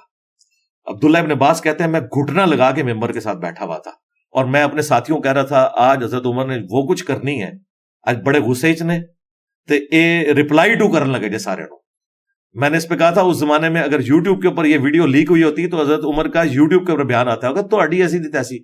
تو حضرت عمر نے وہاں ایک ڈیٹیل خطبہ دیا, اس میں انہوں نے یہ کہا کہ حضرت ابو بکر کی خلافت کو کبھی مستقبل کے لیے تم نے دلیل نہیں بنانا, وہ کیٹاسٹروفک ایک کنڈیشن تھی جس میں ابو بکر کو چنا گیا. یعنی حضرت عمر خود مان رہے ہیں کہ جس طریقے سے حضرت ابو بکر کو چنا گیا ایسا خلیفہ نہیں چنا جانا چاہیے. سقیفہ بنی ساعدہ میں وہ کیٹاسٹروفک کنڈیشن ہو گئی تھی کیونکہ سعد ابن عبادہ جو ہے وہ انصار کو اکٹھے کیے ہوئے تھے, یہ وہاں پہ لڑائی ختم کرنے گئے تھے, وہاں پہ قبائلی سسٹم کی تکلیف کا اندازہ وہی کر سکتا ہے جسے اس چیز کا پتہ ہو, یہ الگ سے ایک ٹاپک ہے. وہ مجبوراً اس وقت ہوا, اور وہاں پہ بھی حضرت ابو بکر نے جب خطبہ دیا تو انہوں نے حضرت ابو عبیدہ ابن جراح اور حضرت عمر کا ہاتھ یوں اٹھایا اور کہا ان دونوں میں سے ایک خلیفہ چن لو, کیونکہ یہ مہاجرین میں سے ہیں, یہ قبائلی سسٹم ہے, قریش کے علاوہ اگر تم نے کوئی خلیفہ اٹھایا یہ باقی عرب کے لوگ اس کی اطاعت نہیں اختیار کریں گے, کیونکہ سب سے ایلیٹ خاندان قریش کا تھا. اس سسٹم کو آج آپ نہیں سمجھ سکتے, اس سسٹم کو آپ اس طرح سمجھ سکتے ہیں کہ بلاول بھٹو کو مجبوراً لانچ کرنا پڑا, ورنہ پیپلز پارٹی کا حشر نشر ہو جانا تھا, کیونکہ وہ اس لیگیسی کو لے کے چل رہے تھے خاندانی طور پہ. ٹھیک ہے, آج بھی اگر مریم نواز نہ ہوتی نون لیگ ختم ہو جاتی. ٹھیک ہے, اب عمران خان صاحب کے پاس اس طرح کا کوئی بندہ نہیں ہے, اس لیے میں ریکویسٹ کروں گا آپ جیسے لوگوں سے ان کو مشورہ دیں, اپنی اولاد میں سے نہیں لیکن کم از کم کسی دوسرے کو سپیس دے کے اگر پی ٹی اے کو آپ نے چلانا ہے تو بندہ لے کے. وہاں پہ حضرت عمر نے کہا کہ آندہ اگر اس طرح خلیفہ چنا گیا تو اس کا انجام قتل و غارت ہوگا, اور وہی ہوا ہے یزید کے کیس میں کہ مسلمانوں پہ ایک زبردستی خلیفہ مسلط کیا گیا تلوار کے زور کے اوپر. لہذا مسلمانوں کے مشورے سے, اس میں الفاظ ہیں کہ مسلمانوں کے مشورے سے چننا ہے. حضرت عمر کی خلافت مسلمانوں کے مشورے سے ہوئی, یہ بالکل جھوٹ ہے کہ حضرت ابو بکر نے انہیں گن پوائنٹ پہ لانچ کیا, نہیں, انہوں نے صحابہ سے مشورہ کیا, انہوں نے کہا آپ بہتر خلیفہ ثابت ہوئے, آپ بندہ بتائیں کون سا ہے, ہم سے ڈسکس کریں. سب نے جب انہوں نے نام پروپوز کیا ایکسپٹ کر لیا. اس کے بعد حضرت عمر نے دیکھیں 6 رکنی کمیٹی بنائی, اور اس میں بھی دلیل اپنے کو نہیں بنایا, کہا یہ 6 لوگ ہیں جن سے رسول اللہ اپنی وفات تک راضی رہے. صحیح بخاری 3700 نمبر حدیث ہے. دلیل بنائی کہ یہ وہ 6 صاحب ہیں, 10 اشرم مبشرہ میں سے بچے ہیں, ایک اور بھی تھے چونکہ وہ بہنوئی تھے, انہیں ذکر ہی نہیں کیا سعید ابن زید کو کہ میری رشتہ داری ہے, کہا یہ 6 بندے ہیں ان میں سے جو بھی چن لو. ٹھیک ہے, علی, عثمان, طلحہ, زبیر, عبد الرحمن بن عوف, سعد ابن ابی وقاص. حضرت عثمان چنے گے, آخر میں جو ٹائی پڑی نا 2 بندے رہ گئے تھے, عثمان اور علی. نیچرلی حضرت علی نے خلیفہ بنا تھا, لیکن حضرت علی کی خلافت کی جب باری آئی ہے, حضرت علی نے یہ نہیں کہا کہ میں ہی بچاؤں. حضرت علی مسجد نبوی میں آئے اور کہا کہ حضرت عثمان کے گورنروں نے جو خلافت کا بیڑا غرق کرنا تھا وہ کر دیا, جس کی وجہ سے عثمان بھی شہید ہوئے. اب یہ تم بوجھ میرے اوپر ڈالنا چاہتے ہو, کیونکہ مخالفین بھی کہتے تھے کہ حضرت علی کے علاوہ کوئی ایسا بندہ نہیں. دیکھیں ہر قوم میں ایسے لوگ ہوتے ہیں جن پہ مخالفین بھی راضی ہوتے ہیں کہ یہ اپ رائٹ بندہ ہے, اس کے اوپر ہم ایگری کرتے ہیں. ان کا حضرت علی کے اوپر ہمیں اعتبار ہے کہ یہ بندہ امت کو صحیح چلائے گا. مخالفین نے بھی کہا, اپنوں میں بھی. حضرت علی نے کہا اس طرح نہیں, مجھے خطرہ ہے کہ کل کو میں خلافت سنبھالوں گا, ہو سکتا ہے عثمان کا قتل میرے متھے تم لوگ مار دو. اور یہی ہوا. حالانکہ انہوں نے بڑی احتیاط کی, مسجد نبوی میں آئے, انہوں نے کہا ابھی جس نے مخالفت کرنی ہے کر لو. لوگوں نے بیعت کی, ایکسپٹ کیا. کچھ عرصے بعد انہی میں سے لوگ نکلے اور جنگ جمل کروا دی. حضرت علی کو مجبوراً جانا پڑا, ٹھیک ہے, مدینہ شریف چھوڑ کے. تو لیکن حضرت علی کی خلافت تینوں خلفاء میں موسٹ ڈیموکریٹک طریقے سے جو منعقد ہوئی ہے خلافت, وہ حضرت علی کی خلافت ہے. قبائلی سسٹم میں جب ایک قبیلے کا سردار ووٹ ڈالتا تھا وہ پورے قبیلے کی ووٹ شمار ہوتی تھی. مجھے بتائیں, یہ ہمارے جو ایم این اے منتخب ہو کے اسمبلی میں بیٹھے ہوئے ہیں, جب ایم این اے ووٹ ڈالتا ہے تو کیا 25 کروڑ عوام سے پوچھنا پڑے گا؟ نہیں, وہ ریپرزینٹیٹو ہے ہر ایک لاکھوں کا. اس طرح قبائلی سسٹم میں جو قبیلے کا سردار جب ووٹ ڈالتا تھا نا, اگر حضرت حسین نے بیعت نہیں نہ کی یزید کی تو پورے بنو ہاشم نے نہیں کی, ایک بندے کی ووٹ نہیں. اور جب کوئی کرتا تھا, یہ قبائلی سسٹم تھا, آج والا نہیں. آج والا سسٹم میں سمجھتا ہوں یہ اس سے بہتر سسٹم ہے اس دنیا کے لیے, کیونکہ اب قبائلی سسٹم تو ختم ہو چکا ہے. تو اس زمانے میں پیور ڈیموکریٹک سسٹم تھا, قبیلے کے سردار ہی آتے تھے, وہ کہتے تھے ٹھیک ہے جی ہم آپ کی بیعت کرتے ہیں. اسی لیے دیکھیں قرآن میں ہے اذا جاء نصر اللہ والفتح ورأیت الناس يدخلون فی دین اللہ افواجا. دیکھو اللہ نے تمہیں فتح دی ہے تو لوگ گروہ در گروہ دین میں داخل ہو رہے ہیں. گروہ در گروہ کیوں؟ بعض لوگوں نے نبی اسلام کو جینون پروفٹ مانا, بعض نے ایک عرب کے قریش خاندان کے واریر کا غلبہ پورے عرب کے اوپر، جو صدیوں سے باقی امپائر سے مارے کھا رہے تھے، انہوں نے سوچا نہیں تھا کہ ہم تو ہمیشہ آپس میں لڑتے ہیں، اور یہاں پہ ایک بندہ اتنا اسٹرانگ ہوا ہے، پورے قبیلے مسلمان ہونا شروع ہو گئے. مسلمان نہیں ہو رہے تھے بیسیکلی، مسلمان اس لیے ہو رہے تھے کہ نبی الاسلام مسلم تھے، اصل میں وہ اس سردار کی اطاعت اختیار کر رہے تھے. پھر اللہ نے انہیں مضبوطی دی، وہ ایمان پہ ٹھک بھی گئے جب قرآن انہوں نے سنا. انیشلی اسی وجہ سے جب نبی الاسلام کی وفات ہوئی ہے تو ہزاروں لوگ مرتد بھی ہوئے ہیں، کیونکہ انہوں نے ایک عرب کے واریر کا غلبہ مان لیا تھا. جس طرح چنگیز خان کے بعد بیٹوں میں اختلاف ہو گیا، لیکن یہاں پہ فرق ہے چنگیز خان میں اور رسول اللہ میں، کہ یہاں اتنے لوگ خلاف ہوئے. نبی الاسلام نے پیش گوئی کی تھی کہ رومن اور پرشین امپائر گرے گی. یار یہ کتنی بڑی نبوت کی صداقت ہے کہ ایک بندے کی فوج تتر بتر ہو گئی ہے، ایک مٹھی بھر جماعت ہے صحابہ کی، اور وہ اتنے کانفیڈنٹ ہیں. انہوں نے نہ صرف عرب کے ان مرتدین کے اوپر غلبہ پایا، بلکہ چند سالوں میں رومنز اور پرشینز کو بھی الٹ دیا. یہ غلبہ اگر رسول اللہ کی زندگی میں ہوتا نا تو کوئی کہہ سکتا تھا کہ نبی الاسلام ایک گڈ واریر تھے. حضور کی وفات کے بعد ان کے ماننے والوں میں ہزاروں لوگ حضور کو چھوڑ جائیں، اس کے باوجود ایک مختصر جماعت عرب کے ان تمام فتنوں پہ قبضہ پائے ود ان 3 اور 4 ایئرس، زیادہ نہیں لگا، اور دونوں سپر پاورز کو الٹ دے. یہ اس بات کی دلیل ہے جو قرآن میں اللہ نے وعدہ کیا تھا، هو الذی ارسل رسولہ بالہدی ودین الحق لیظہرہ علی الدین کلہ. وہی اللہ ہے جس نے اپنے نبی کو قرآن الہدا اور دین حق کے ساتھ بھیجا تاکہ سب ادیان پہ غالب کر دے. یہ نبی الاسلام کے ساتھ غیر معمولی ایک اللہ کی مدد تھی کہ آپ کی وفات کے بعد غلبہ ہوا ہے. اگر زندگی میں ہوتا نا تو ہم کہہ سکتے تھے کہ یہ آپ کی مینجمنٹ تھی، یہ اللہ کی ایک عیبیتائی تھی. تھوڑا سا اگر آپ Pakistan as a whole as a nation دیکھیں، آئیڈینٹی جو کرائسس ہے اسپیشلی ینگ بچوں میں، اس کو آپ کیسے دیکھتے ہیں؟ اور اس کا reference in a sense Quaid Azam کو بھی ہم نے کنٹروورشل بنایا ہے، علامہ اقبال کو بھی ہم لوگوں نے کنٹروورشل بنایا. سیکولر طبقہ کہتا ہے 15 اگست کی تقریر، وہ پہلے 18ویں صدی کے آخر میں علامہ اقبال کی آپ پوئٹری پڑھیں تو وہ ایک ایولیوشن ہوئی ہے 1930 تک. ہم لوگوں نے ایز اے قوم ابھی تک ہمیں نہیں پتا کہ ہم مسلمان ہیں، ہم ڈیموکریٹک ہیں، ہم لوگ تو نان مسلم کے رائٹس ہیں نہیں ہیں. لکھی ہوئی ساری چیزیں بڑی ہوئے، اور اس کا ریفرنس اگر آپ دیکھیں ٹرکی ہے، اردوغان کی حکومت ہے، اسلامسٹ ہیں، بٹ ہر گھر میں آپ کو جو ہے اتا ترک کی تصویر نظر آتی ہے، ہر جگہ پہ جھنڈا نظر آتا ہے. آپ مانتے ہیں اس کو، اس نے اسلام کے ساتھ جو کچھ کیا وہ ظاہر واضح ہے. سو ہم ایز اے قوم، آپ کو کیا لگتا ہے کہ کنفیوز نیشن ہے ابھی تک؟ مطلب ضیاء کا دور دیکھ لیں، افغان جہاد دیکھ لیں، ابھی دوبارہ سے آپریشن استحکام، ایمان تقویٰ جہاد، مطلب وہ چھوٹے چھوٹے بالز اینڈ فگرز ہمارے آس پاس چل رہے ہیں. اس پوری آئیڈینٹی کو آپ پاکستان کے کیسے دیکھتے ہیں؟ فلی کنفیوز ہے، کوئی ان کو پتہ ہی نہیں ہے، کٹی پتنگ ہے یہ نیشن، بالکل انہیں نہیں پتا انہوں نے کس طرف جانا ہے. اور آپ کو رزلٹ نظر آ رہا ہے، دن بدن زوال نظر آ رہا ہے. اور جب کوئی قوم زوال پذیر ہوتی ہے نا، پھر آپ کو ہر جگہ زوال نظر آتا ہے. صرف اکانومی نہیں جاتی، ہاکی بھی چلی جاتی ہے، کرکٹ بھی چلا جاتا ہے، سنوکر بھی چلی جاتی ہے، اسکواش بھی چلی جاتی ہے، جن کو ہم نے کبھی سمجھا نہیں تھا کہ ہمیں کوئی ہرا بھی سکتا ہے. یہ زوال ہمیں نظر آتا ہے. اردوغان کی آپ نے بات کی، اردوغان کمال اتا ترک سے انتہائی نفرت کرتا ہے. یہ اس کے جو قریبی لوگ جو اس کو مل کے آئے ہیں ان میں سے ایک بندے نے مجھے بتایا. اچھا، اس کے باوجود ان کے اسکولوں میں مجسمے لگے ہوئے ہیں اس کے، ہر گھر. تو کہتا ہے میں نے ان کو نا یعنی اس کے اوپر ڈسکشن کی ہے. کیوں؟ انہوں نے کہا کہ اگر ہم اس چیز کے ساتھ ٹکرائیں گے نا تو ہم اپنی نیشن کو ریفارم نہیں کر سکتے، اس کو اسی طریقے سے رہنے دیں. اتا ترک کا کتنا بڑا فیصلہ تھا آیا صوفیہ والا، ریورس کر دیا نا اس نے. کس طرح کیا؟ 100% نہیں کیا، مسجد بھی بنا دی، اور نماز کی ٹائمنگ کے بعد وہ پردے ہٹ جاتے ہیں، جیسس کرائسٹ کی جو تصویر یا وہ بت لگے ہوئے اس کے بعد دوبارہ سے میوزیم ہے. ایک سٹیپ اس نے طے کروا دیا ہے. بہت بڑی دلیری ہے. ہمارے ملک میں کسی کے اندر یہ دلیری نہیں ہے کہ محمد علی جناح نے اگر کوئی اس وقت ڈیسیژن کیا تھا یا کوئی بیان دے دیا تھا تو انسان تھے نا، ٹھیک ہے.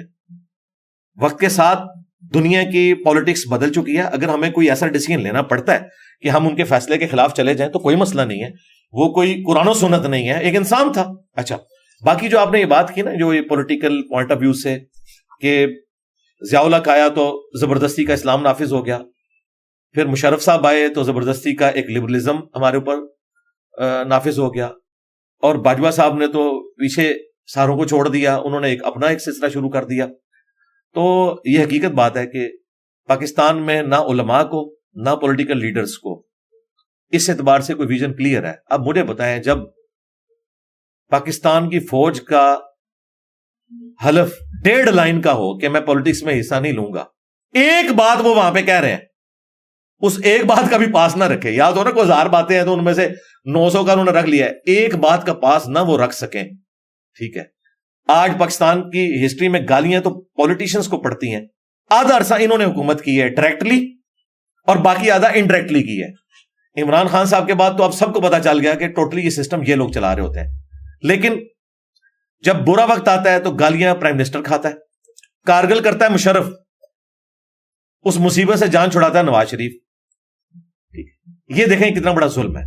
تو اس کی وجہ سے کوئی نہ ہمارے مذہبی جماعتوں کو معاملات کلیئر ہیں کہ ہم نے کس طریقے سے لے کے چلنا ہے. تو یہ کٹی پتنگ ہے, میں آپ کے ساتھ ایگری کرتا ہوں.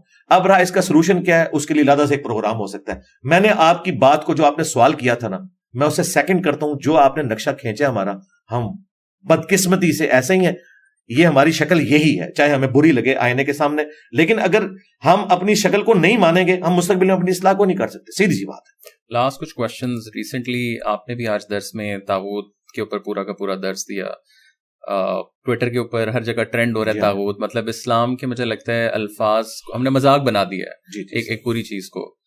وومن رائٹس کو اگر آپ کا ایشو دیکھیں تو پاکستان میں بہت زیادہ ڈسکس ہوتا ہے. کچھ لوگ جان کے ایک مزہ لینے کے لیے اس کو کرتے ہیں. بہت سے اسکالرز بغیر کسی کانٹیکس کے اس کو کر رہے ہوتے ہیں. ڈیجیٹل اسکالرز بھی آپ دیکھ لیں. 4 شادیوں والی جو بات ہے وہ بغیر, مجھے نہیں لگتا کہ ایک عام بندے کی وہ ضرورت ہے کہ اس ٹاپک کو اتنا زیادہ کھینچا جائے. آپ نے ایک دفعہ ایک شرعی مسئلہ بتا دیا ہے, بٹ کوئی بھی اسکالر ہم نے دیکھا ہے یا جنرلی جو پورا کا پورا آپ کا لینڈسکیپ ہے اس پہ حضرت ختیجہ کے بارے میں ہمیں بہت کم کانٹینٹ ملتا ہے. ایز این ایگزامپل وہ انٹرپرینیور تھیں, یہ والا ریفرنس اس کانٹیکس میں بہت کم ہے. اور اللہ کے نبی ان کے امپلائی ہوتے تھے, یہ والا کانٹیکس بہت کم لوگوں کو پتا ہے. ان کی زندگی میں جو ہے انہوں نے کوئی شادی نہیں کی. بٹ ہم لوگ جب آج کل جنرل اسکالرس کو دیکھیں تو اس میں لگتا ہے کہ جی خواتین کے رائٹس اور عجیب سا ایک کنفیوژن سی جو ہے پورے پلیٹ فارمس پہ بھی اور جنرلی ایٹماسفیئر میں ہم نے پھیلائی ہوئی ہے. تو بہت سے ایسے ٹاپکس ہیں کہ جن کا عوام سے تعلق نہیں ہے. مطلب ایک بزرگ جیسے کہتے ہیں کہ کچھ باتیں ہوتی ہیں وہ آپ نے ایک کلوز سرکل کے اندر آپ کی کرنی ہوتی ہیں, وہ عام بندے کے لیے نہیں ہوتی ہیں. اس پوری چیز کو آپ کیسے دیکھتے ہیں؟ دیکھیں, تھوڑی دیر پہلے تو ہم کہہ رہے تھے کہ فریڈم آف ایکسپریشن ہونا چاہیے, ڈیجیٹل میڈیا کی برکت سے آپ ڈیبیٹ کر سکتے ہیں. تو میرا تو دین ایمان وہیں پہ کھڑا ہے کہ ٹھیک ہے, جس نے 4 شادیوں کی بنیاد کے اوپر کوئی کہانی رچانی ہے, بار بار ہر دفعہ اس کی ہر بات اس سے شروع ہو کے اس پہ ختم ہوتی ہے, تو وہ تماشا لگا لے. ہم اسے علمی گراؤنڈ کے اوپر کاؤنٹر کریں گے, ہم کاؤنٹر نیریٹو لانچ کریں گے. اور میں نے کیا, اور میں نے چیلنج دیا ہے کہ نبی الاسلام نے صرف ایک ہی شادی کی ہے, حضرت ختیجہ کی زندگی میں دوسری شادی نہیں کی. قبائلی سسٹم میں اس وقت دین کی تبلیغ کی خاطر آپ نے اس ایج میں جا کے بقیہ کی شادیاں کی ہیں جس میں انسان اپنی ایج کو کنکلوڈ کر رہا ہوتا ہے 50+. جب آپ کو عرب کی خوبصورت ترین عورتیں آفر کی جاتی تھی وہ آپ نے نہیں لی. آپ نے اپنے سے عمر میں بڑی عورت کے ساتھ اپنی زندگی کے آلموسٹ 25 سال گزار دیے, اور جس سال وہ فوت ہوئی وہ عام الحزن ہے. 2 غم حضور کو پہنچے, سیدہ ختیجہ کا اور حضرت ابو طالب کا. اور بخاری مسلم میں اما عائشہ خود روایت کر رہی ہیں, میں سب سے زیادہ جیلس ہوتی تھی, یا رشک کہہ لیں اپروپریٹ ورڈ اردو کے لیے, ختیجہ کے بارے میں, کہ میں حضور کو کہتی تھی کہ جیسے اس بڑھیا کے سوا آپ کی زندگی میں کوئی اور عورت ہی نہیں ہے. لیکن ہمیں جو ہے وہ سیدہ عائشہ کا ایک ڈومیننٹ کر کے پیش کیا گیا, یہ نہیں بتایا گیا کہ حضرت عائشہ جس سے جیلس ہوتی تھی وہ حضرت ختیجہ تھی. پازیٹیو سینس میں جیلسی, رشک آپ کہہ لیں. حتیٰ کہ بخاری مسلم میں آیا کہ اما عائشہ کہتی ہیں کہ نبی علیہ السلام سیدہ ختیجہ کی سہیلیوں کو بھی کوئی کھانے کی چیز ہوتی تھی وہ بھجوایا کرتی تھی. کتنی محبت کا ایک اظہار ہے. اچھا, نبی علیہ السلام نے شادی ایک ہی کی ہے, باقی آپ کی یہ ساری چیزیں جو ہیں وہ ان قبائلی مجبوریوں, دعوت کی حکمتوں کے ساتھ جڑی ہوئی ہے. نبی علیہ السلام نے کہیں ترغیب نہیں دلائی. سورۃ النساء میں اللہ تعالیٰ نے فرمایا کہ تمہیں 4 شادیوں کی اجازت ہے, ایک کے بعد دوسری, تیسری, چوتھی, لیکن اگر خدشہ ہو کہ انصاف نہ کر سکو تو ایک پر اکتفا کرو. ٹھیک ہے, اس سے تو آپ کو اجازت بتائی جا رہی ہے, ترغیب نہیں دلائی جا رہی. یہاں پہ ترغیب والا سلسلہ کیا, اور اس پہ ظلم یہ ہے کہ جن کا آپ خاص ذکر کر رہے ہیں نا, وہ چونکہ سوشل میڈیا کے اوپر زیادہ وائرل ہو گئے, مفتی صاحب, انہوں نے کتاب بھی لکھ دی. انہیں تو ان کے اپنی جماعت کے مفتیوں نے سمجھایا ہے, مولانا طارق میر صاحب نے, کہ تو ہر وقت یہی باتیں کرتا ہے. مجھے بتائیں جتنے ڈومیننٹ بندے ہیں ان میں سے کس کی دوسری تیسری شادی ہے؟ طارق میر صاحب ایک شادی ہے. ڈاکٹر فرت ہاشمی جو عورتوں کو فضائل سناتی ہیں, انہوں نے تو اپنے خاوند کی دوسری شادی کو نہیں کروائی. ٹھیک ہے, ان کی بیٹیاں آگے نواسیاں میرے اسٹوڈنٹس ہیں، ٹھیک ہے، لیکن میں آپ کو ریئلٹی بتا رہا ہوں، انہوں نے اپنے ہسبینڈ کی دوسری شادی نہیں کروائی. غامدی صاحب ایک ہی شادی ہے، میری بھی ایک شادی ہے، میں نے تو ڈکلیئر کیا ہوا ہے کہ میری وائف کے ساتھ جو ہے وہ دوسری شادی ہے، پہلی شادی میری نوکری کے ساتھ تھی، جب وہ فارغ ہو گئی اس کے بعد یہ دعوت کا کام، یہ میری پہلی بیوی ہے، اس پوائنٹ آف ویو سے کہ میرے لیے پرائورٹی ہے دعوت کا کام. تو جس نے بھی کسی مشن کے لیے کھڑا ہونا نا وہ یہ کام نہیں کر سکتا، اجازت موجود ہے، اسے کوئی چیلنج نہیں کر سکتا، اور بعض کا جینون واقعی ضرورت پڑ سکتی ہے. جس طرح ورلڈ وار 1 اور 2 میں اتنا 6 کروڑ کے قریب لوگ ورلڈ وار 2 میں مرے ہیں اور میجورٹی اس میں مرد ہیں، تو ظاہر ہے عورتوں کو اس معاشرے میں سٹیبل کرنے کے لیے چیز ضروری ہے.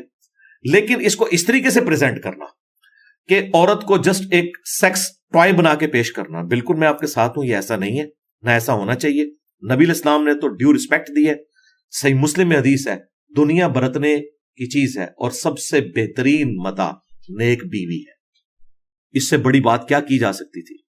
بخاری مسلم میں حدیث ہے، نبی علیہ السلام جب سفر میں جاتے تھے اپنی ایک بیوی کو اندازی کے ساتھ رکھتے تھے، اور عورتوں کا قافلہ ہانکنے والا بندہ لادا ہوتا تھا، اور جو وہ قافلہ ہانک رہا ہوتا تھا حالانکہ ہودج میں عورتیں بیٹھی ہوتی تھی، نبی علیہ السلام کہتے تھے اس کو آہستہ سے ہانکو، شیشیاں ہیں کہیں ٹوٹ نہ جائیں. یہ رسپیکٹ آپ دیکھیں.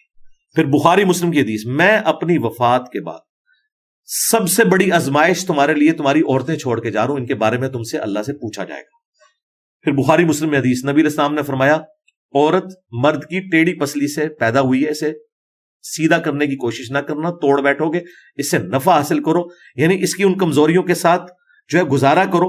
ظاہر ہے وہ زبان والی تو ہے، وہ ہم سب کو تجربہ ہے اللہ کے فضل سے، تو وہ کوئی ایسی بات نہیں، وہ بلٹ ان ہے. غصہ آتا بھی جلدی ہے، ٹھنڈا بھی جلدی ہو جاتا ہے. تو نفع حاصل کرو، اسے سیدھا کرو گے تو توڑ بیٹھو گے، اور وہ توڑنا اسے طلاق دینا. میں سمجھتا ہوں کہ میاں بیوی کا جو ریلیشن شپ جس طریقے سے اسلام نے اس کو پریزنٹ کیا ہے کہ فری سیکس نہیں ہوگا اور خاندانی نظام ہوگا، اولاد کا بانڈ اور سیکس میں کمٹمنٹ اپنی بیوی کے ساتھ اور بیوی کی خامن کے ساتھ، یہ خاندانی نظام کو مضبوط کرتے ہیں. اتنا پرفیکٹ خاندانی نظام اسلام نے دیا ہے کہ اس کے بعد اس میں مزید کوئی ویلیو ایڈیشن کی ضرورت باقی نہیں ہے. باقی اس طرح کی چیزیں جو ہوتی ہیں عورت کے ساتھ، جو کچھ یہاں پہ ہوتا ہے جس کی وجہ سے پھر 8 مارچ کو وہ بینرز اٹھاتی ہیں، پھر وہ دوسری ایکسٹریم پہ چلی جاتی ہیں، اور پھر انہیں کاؤنٹر کرنے کے لیے جب خلیل الرحمان قمر صاحب جیسے لوگ آتے ہیں وہ جواب دیتے ہوئے ایک اور ایکسٹریم پہ چلے جاتے ہیں، اور مرد لوگ دونوں طرف مزے اٹھا رہے ہوتے ہیں کہ کیسا رگڑا لگایا ہے. حقیقت بات ہے کہ دونوں طرف ایسے لوگ ہیں جو مزے اٹھا رہے ہوتے ہیں. اس کو سیریسلی دیکھنا چاہیے اور عورتوں کو وہ حقوق دینے چاہیے جو اسلام نے دیے ہیں. مجھے بتائیں، باپ کے قدموں کے نیچے تو جنت نہیں کہا گیا. سنن نسائی میں کہا کہ جنت تیری ماں کے قدموں کے پاس ہے، ماں خواہ کافر ہے یا مسلمان ہے اس کی خدمت کر کے جنت کماؤ گے. بخاری میں حدیث ہے، نبی علیہ السلام سے پوچھا گیا کہ سب سے زیادہ حسن سلوک میں نے کس کے ساتھ کرنا ہے؟ فرمایا تیری ماں حقدار ہے. دوسری بار کہا تیری ماں، تیسری دفعہ تیری ماں، چوتھی دفعہ کہا تیرا باپ. پھر بیویوں کے اپنے حقوق ہیں.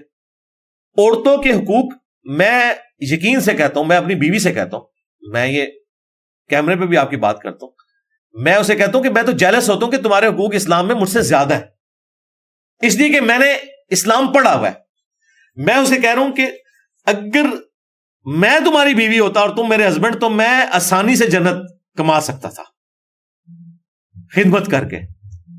یہ ایک مشکل کام ہے کیونکہ مرد کو بہت کچھ کرنا پڑے گا، عورت اس کی ذمہ داری ہے، وہ اس کو اپنی غلام نہیں سمجھے گا. اس کی جنت اور جہنم اس کے ساتھ جڑی ہوئی ہے کہ اس نے اپنے بیوی بچوں کے ساتھ کیا کیا ہے، کیا اچھا سلوک کیا ہے یا برا سلوک کیا ہے. تو حقوق تو ہر جگہ. بیٹیوں کے لیے نبی السلام کی مسلم میں حدیث ہے کہ جس کی 2 بیٹیاں ہیں اور اس نے ان کی اچھی پرورش کی اور شادی کی، وہ قیامت الدین اس طرح میرے ساتھ ہوگا. بیٹوں کے لیے تو نہیں کہا.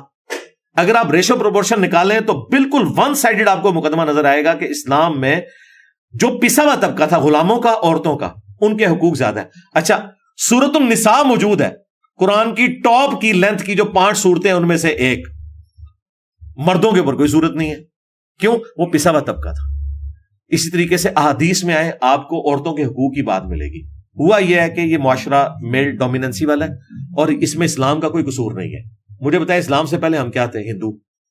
ہندو کیا ڈیو رسپیکٹ دیتے تھے؟ نہیں. ہندوؤں سے ہم نے عقائد میں بھی یہ قبر پرستی لے لی اور معاشرتی معاملات میں یہ حرکتیں لے لی کہ عورت کو جو ہے وہ پاؤں کی جوتی بنا کے رکھنا ہے. اور عورت بھی بیوہ ہو تو مر جائے. اسلام میں تو یہ ہے کہ بیوہ ہو تو اس کی شادی کراؤ. آج بھی عرب میں آپ کو بتاؤں, میرے بڑے کلوز ریلیٹیو جن کے بچے بھی شادی شدہ بیوہ ہوئی, 60+ ان کی ایج تھی, جیسے ان کی عدت پوری ہوئی رشتے آنے شروع ہو گئے, اور ان کے بیٹے بھی اس کو نارمل لے رہے ہیں. الٹیمیٹلی انہوں نے شادی کر دی.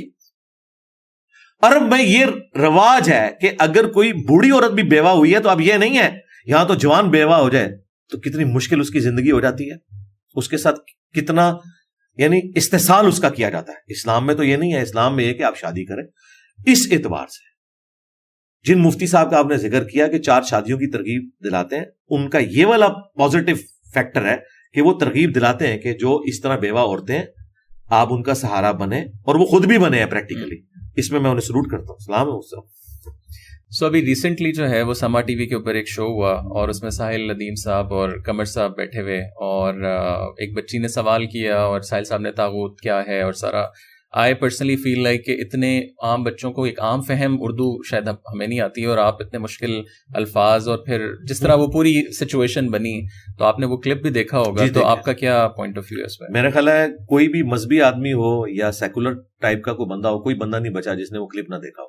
میرے نزدیک پاکستان کی ہسٹری میں اگر 5 بڑے واقعات لیے جائیں نا جو مذہب کے پوائنٹ آف ویو سے وائرل ہوئے ہیں, ان میں سے ایک ہے. ہر لیول پہ اس کو لے کے آ رہے ہیں. جی ظاہر ہے, نظر آ رہا ہے جی. وہ آپ ویورشپ دیکھیں, اس کے بعد جو رسپانس آیا سوشل میڈیا پہ, جتنے لوگ جن کی ویورشپ ہے, کوئی نہیں بچا جس نے اس کے اوپر اپنے کامنٹس نہ کیے ہوں. پھر مین میڈیا کے اوپر علماء کو بلا کے اس کے اوپر ڈسکشن کی گئی ہے, اور مجھے خوشی ہے کہ سوشل میڈیا ہو یا مین میڈیا, جتنے مذہبی لوگ اس پہ آ کے بات کر رہے ہیں جن کی بات کا واقعی وزن ہے, چاہے وہ مفتی طارق مسعود صاحب ہوں یا اور لوگ ہوں جن کا وزن ہے, جو ویسے بےچارے 2-4 باتیں دین کی سیکھ ہیں ان کی میں بات نہیں کر رہا, اس لیے میں ان کا نام بھی نہیں لیتا. سب لوگوں نے اس ایکٹیویٹی کو کنڈیم کیا ہے جو کچھ ہوا ہے. ایک ٹیچر کی جو ذمہ داری ہے وہ یہ ہے کہ اس سے جب کوئی اسٹوڈنٹ سوال کرتا ہے نا تو اس سوال کو پرابلم اینڈ پہ کھڑا ہو کے نہیں ریزالو کرتا, سولوشن اینڈ پہ کھڑے ہو کے ریزالو کرتا ہے. اگر ان کا انداز پوچھنے کا ایسا تھا جو آپ کو برا لگا تو وہ کوشچن کوئی بھی کسی انداز میں کر سکتا ہے. 1-to-1 ڈسکشن میں آپ کو الفاظ کے چناؤ کا خیال رکھنا ہے. ایک یہ ہے کہ آپ جلسے میں تقریر کر رہے ہیں, جو مرضی آپ بولیں, آپ پھر بعد میں تعویل بھی کر لیں کہ میں نے یہ ٹرم اس طرح نہیں استعمال کی, وہ ٹھیک ہے. لیکن جب 1-to-1 ڈسکشن ہوتی ہے نا, اس میں بھی ٹی وی پروگراموں میں جب علماء کے ساتھ آتا ہوں تو دیکھیں یہ علماء جو نجی محفلوں میں اور اپنے سوشل میڈیا پہ مجھے گالیاں نکال رہے ہوتے ہیں, انجینئر صاحب کہہ کے بات کر رہے ہوتے ہیں. کیوں؟ انہیں پتا ہے 1-to-1 ڈسکشن کا ڈیکورم ڈفرنٹ ہوتا ہے. اور میں بھی مفتی صاحب, شاہ جی اس طرح کر کے بات کرتا ہوں, اگرچہ مجھے ان کے نظریات سخت اختلاف ہوتا ہے. میں خیر اس لیول پہ ادھر بھی نہیں اترتا, لیکن میں آپ کو بتا رہا ہوں کیونکہ 1-to-1 ڈسکشن کا معاملہ بالکل ڈفرنٹ ہوتا ہے. یہاں پہ 1-to-1 ڈسکشن تھی, الفاظ کا چناؤ انتہائی غیر مناسب تھا. جاہل کا ورڈ ہمارے اس معاشرے کے اندر برا سمجھا جاتا ہے. یہ کوئی عربی میں بات نہیں ہو رہی تھی, اور عربی میں بھی جس چیز کے اوپر جاہل کا ورڈ بولا گیا وہ ایک ایکسٹریم چیز ہے, جو بعد میں اوریا مقبول جان صاحب کے پروگرام میں انہوں نے سورہ زمر کی آیت پیش کی کہ تم مجھے حکم دیتے ہو اے جاہلو کہ میں اللہ کے سوا کسی اور کو اپنا پشپنا مانوں. وہ تو کافر نبی علیہ السلام کو شرک کی طرف بلا رہے تھے, کفر کی طرف. اس کے ساتھ یہ ہے نبی تم فرماؤ میری طرف اور مجھ سے پہلے تمام انبیاء کی طرف وہی کی گئی کہ اگر تم نے بھی شرک کیا تمہارے اعمال برباد کر دیے جائیں گے اور تم خسارہ پانے والوں میں سے ہو جاؤ گے. یہ اس کی کنزیکٹیو اگلی آیت تھی, وہ پڑھ لیتے ہیں, انہیں پتا چل جاتا ہے یہ جاہل کس کو کہا جا رہا ہے. رہا جو اس پروگرام میں انہوں نے وہ آیت پیش کی, قل هل يستوي الذين يعلمون والذين لا يعلمون, تو اس میں تو ہے کہ علم والے اور بغیر علم والے برابر نہیں, نصیحت تو نہیں حاصل کرتے مگر عقل والے. اس میں تو جاہل والی بات ہی کوئی نہیں ہوئی تھی.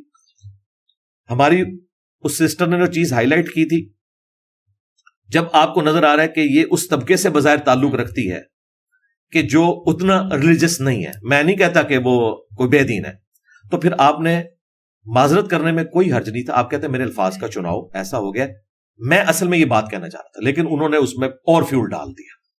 ٹھیک ہے, جاہل جاہل کر کے اس کو بار بار ریپیٹ کیا بجائے, اور پھر وہ جس ٹرم کے اوپر بات کر رہے تھے, میرے بھائی طاغوت کی ٹرم کے طور پہ تو کسی کو نہیں پتا, لیکن اس کا فارم سب کو پتا ہے. یہ اسی طریقے سے ہے کہ اگر میں کسی مسلمان سے پوچھوں کہ موحد کون ہوتا ہے, تو 95% مسلمانوں کو موحد ورڈ کا نہیں پتا, صرف اہل حدیث کے ہاں یہ ٹرم یوز ہوتی ہے.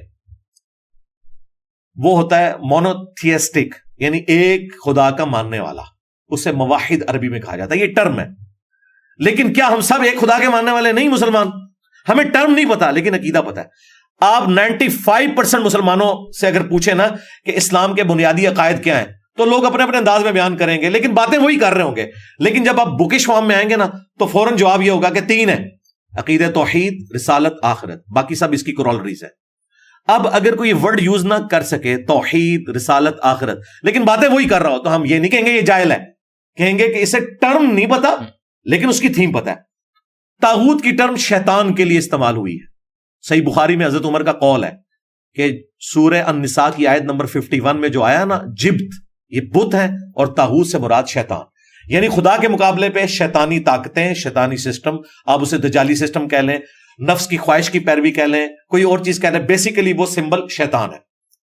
اب مجھے بتائیں، شیطان کا خدا کے خلاف کھڑا ہونا اور شیطانی نظام کا خدا کے نظام کے خلاف کھڑا ہونا، یہ سب کو پتا ہے.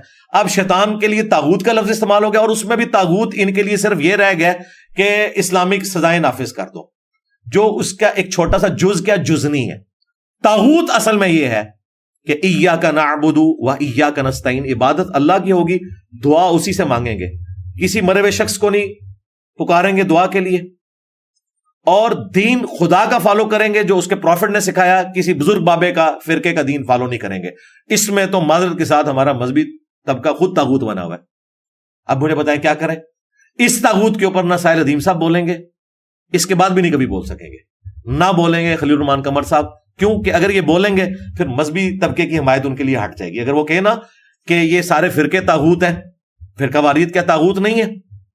ان کے بنانے والے طاغوت ہیں، جنہوں نے فرقے بنائے، جنہوں نے نہیں بنائے جس طرح امام حنیفہ، ان کی طرف تو غلط منسوب ہو گیا، ان کا احترام. لیکن جو انڈیا کے 2 شہروں کے نام کے اوپر پاکستان میں فرقے بنے ہوئے ہیں اور ایک دوسرے کو کافر سمجھتے ہیں، وہ طاغوت نہیں ہے. تو یہ سارے کا سارا تماشا جو لگایا ہوا ہے نا، ہمیں پتا ہے کہ اس لیول تک کوئی جا سکتا ہے، تو اس لیول پہ ان کو جانے کی ضرورت نہیں تھی. وہ اسی وقت اس کو کاؤنٹر کرتے، سٹیپ ڈاؤن کرتے، اور اس کے بعد اس بات کو سمجھاتے یہاں تک مسئلہ خراب ہی نہیں ہونا تھا. اور پھر خلیل الرحمان قمر صاحب جو ایک ایجڈ آدمی ہے، جو ایک عمر والا بندہ ہے، اسے تو زیب ہی نہیں دیتا کہ وہ جلدی اس کا جو ہے وہ ٹیمپرامنٹ لوز کر جائے. انہوں نے کہا بچی کو مائک لگو، انہوں کس نے دیتا ہے بھائی؟ آپ نے آخری مور لگا دی. اگر کسی کے دل میں کوئی تھوڑی سی بات بھی تھی نا کہ یہ میل ڈومیننٹ سوسائٹی ہے، تو وہ آپ نے مور ثبت کر دی. اور ابھی تو جو اس میں ایڈیٹنگ ہوئی ہے اس میں تو میں نے سنا ہے کہ گالی گلوچ بھی شامل تھا، مجھے باوثوق ذرائع سے پتا چلا ہے. ٹھیک ہے، باوثوق ذرائع سے. ٹھیک ہے، کس نے گالی گلوچ کی یہ میں نہیں بتاتا، میں جنرل بات کر رہا ہوں. اور اس کا کوئی اوور آل کوئی اچھا رزلٹ نہیں نکلا. اسی لیے مجھے بڑی خوشی ہوئی کہ مذہبی طبقے نے اس پروگرام میں اس سسٹر کے ساتھ جو کچھ ہوا، اس معاملے میں سسٹر کے ساتھ کھڑے ہوئے ہیں، کنڈیم کیا ہے انہوں نے، اور میرے لیے خوشی کی بات ہے. سب سے بڑی بات مفتی طارق مسعود صاحب نے کنڈیم کیا ہے. واللہ میں نہیں تھا ایکسپیکٹ کر رہا کہ وہ کنڈیم کریں گے. اس وجہ سے مجھے خطرہ تھا کہ وہ ایک مولویوں کے ساتھ جو کہ اٹھتے بیٹھتے ہیں، لیکن میں نے دیکھا ہے کہ پچھلے کچھ عرصے میں ان میں کافی پازیٹیو چینج آنا شروع ہوئی ہے. اب وہ ساحل ادیم صاحب کو بھی بڑا اچھے طریقے سے ایڈریس کر رہے تھے. حالانکہ ساحل ادیم صاحب کے جو نظریات ہیں نا، اس حساب سے تو مفتی صاحب فارغ ہیں، لیکن انہوں نے کہا ہم بڑا احترام کرتے ہیں. میں سمجھتا ہوں یہ جو پازیٹیو چینج ان میں آئی ہے نا، اس طرح کی باقی علماء میں بھی آنی چاہیے. جو مفتی صاحب کی تعریف ہے میں وہ کیمرے میں کروں گا. ساحل ادیم صاحب کا آپ کو کیا لگتا ہے ویژن، ان کا مقصد کیا ہے؟ مطلب وہ کیا چاہتے کیا ہے؟ نہیں، ساحل ادیم صاحب نے کچھ بھی بدنیتی کی وجہ سے نہیں کیا. نہیں، ایز این ہول ان کی آئیڈیالوجی کی آپ کو کیا سمجھ آتی ہے؟ یہ ان سے جا کے پوچھے. اس کی وجہ یہ ہے کہ مجھ سے آپ کسی کے نظریے کی کوئی بات سامنے رکھ کے نا کہ وہ یہ کہتا ہے، آپ بتائیں کتاب و سنت کیا کہتی ہے، اس کو تو میں ریبٹل ضرور کروں گا. لیکن اگر آپ اوور آل پرسنالٹی مجھ سے پوچھیں گے کہ خلیل الرحمان قمر صاحب کیا چاہتے ہیں، جنرل آصم منیر صاحب کیا چاہتے ہیں، اور مفتی طارق مسعود صاحب کیا چاہتے ہیں، اگر میں اس طرح ڈسکشن کروں گا نا تو ہو سکتا ہے میں نیگیٹو چیزیں زیادہ بیان کر دوں، پازیٹیو سکپ ہو جائے. مجھ سے آپ ان پرنسپل ٹاپکس پہ پوچھ سکتے ہیں کہ فوج نے جو یہ کیا یہ صحیح ہے یا غلط ہے، فلاں پولیٹیکل جماعت نے جو یہ کیا یہ قرآن و سنت کی روشنی میں صحیح ہے غلط ہے. اس اعتبار سے اگر آپ مجھ سے کوئی چیز پوچھنا چاہتے ہیں ساحل ادیم صاحب کی، تو میں اس کو ریبٹل کر سکتا ہوں. کوئی ایک اسپیسیفک بات پوچھیں, ٹھیک ہے, میں کر دوں. لاسٹلی غازہ کا پورا سچویشن اور یہ جو پروڈکٹ بین والی چیز ہے, بہت لوگوں نے بہت سی بات کی, آپ نے بھی اس پہ بہت بات کی, اس پہ بھی کچھ ریسرچ بھی ایڈورٹائزنگ ایجنسیز نے کی کہ جو پاکستانی لوکل برانڈ ہے وہ پروپیگنڈا کر رہا ہے انٹرنیشنل برانڈس کے اوپر کہ ہماری سیلز بڑھیں.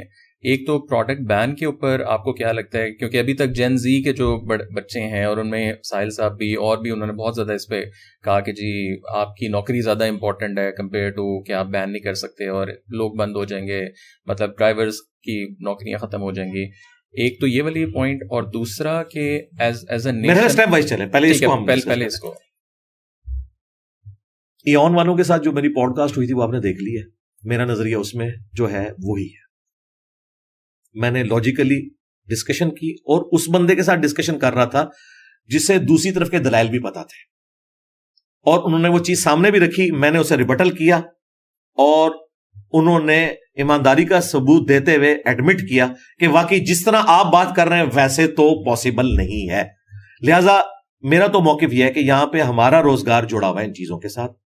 اس قسم کے بائیکاٹ کا کوئی فائدہ نہیں, اور اگر آپ نے بائیکاٹ کرنا ہے پھر 1 نمبر بائیکاٹ کریں, پھر آپ واٹس ایپ کا بھی بائیکاٹ کریں, اور جو گاڑی آپ نے نکلوائی ہے جو ہم سوشل میڈیا پہ دیکھ رہے ہیں مبینہ, چلیں میں وہ صافیوں والی لینگویج استعمال کرتا ہوں, تو بھئی اس کی کمائی بھی ادھر ہی جا رہی ہے مبینہ. آپ بھی کوئی میری طرح موٹر بائک رکھ سکتے تھے, تو وہ پھر ساری چیزیں جمع ہوتی ہیں, لوگ پھر اس اینگل سے بھی دیکھتے ہیں کہ یار یہ بھی ہو رہا ہے وہ بھی ہو رہا ہے.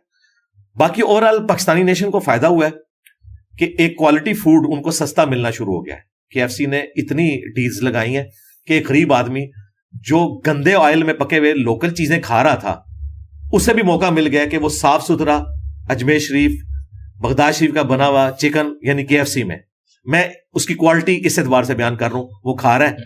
تو اوور آل تو فائدہ ہوا ہے. KFC پہ تو رش اب بڑھ گیا ہے, آپ دیکھ لیں. پھر مجھے بتائیں جو میرپور میں آگ لگائی وہ تو لگ رہا تھا کہ جیسے انہوں نے فلسطین فتح کر لیا. اب ہونا تو یہ چاہیے تھا کہ اس کا پورا روٹ کاز انالیسس کر کے نا ان لوگوں کو بھی پکڑا جاتا جن سے موٹیویٹ ہو کے انہوں نے آگ لگائی.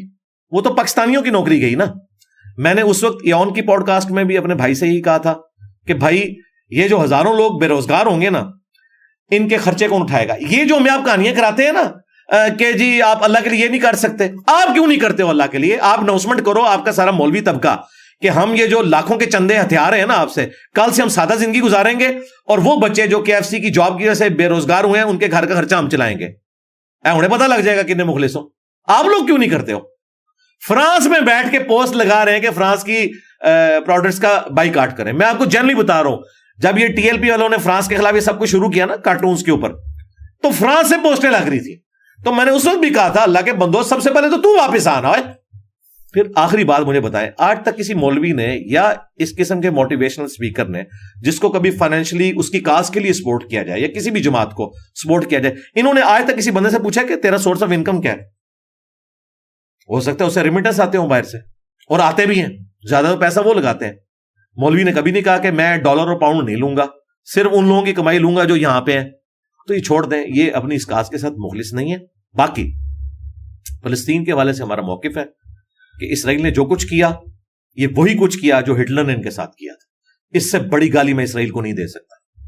یہ وہ گالی ہے جو ان کی قبر میں بھی ان کے ساتھ جائے گی کہ جو کچھ ہولوکاسٹ میں تمہارے ساتھ ہٹلر نے کیا نا, اس وقت ہٹلر کی جگہ تم آ گئے ہو اور مسلمانوں کو تم نے جو ہے وہ ان یہودیوں کی جگہ کر دیا ہے جن کے لیے 100 فیکٹریاں بنائی گئی اور انہیں ظلمن قتل کیا گیا. ہم ہٹلر کو بھی کنڈیم کرتے ہیں.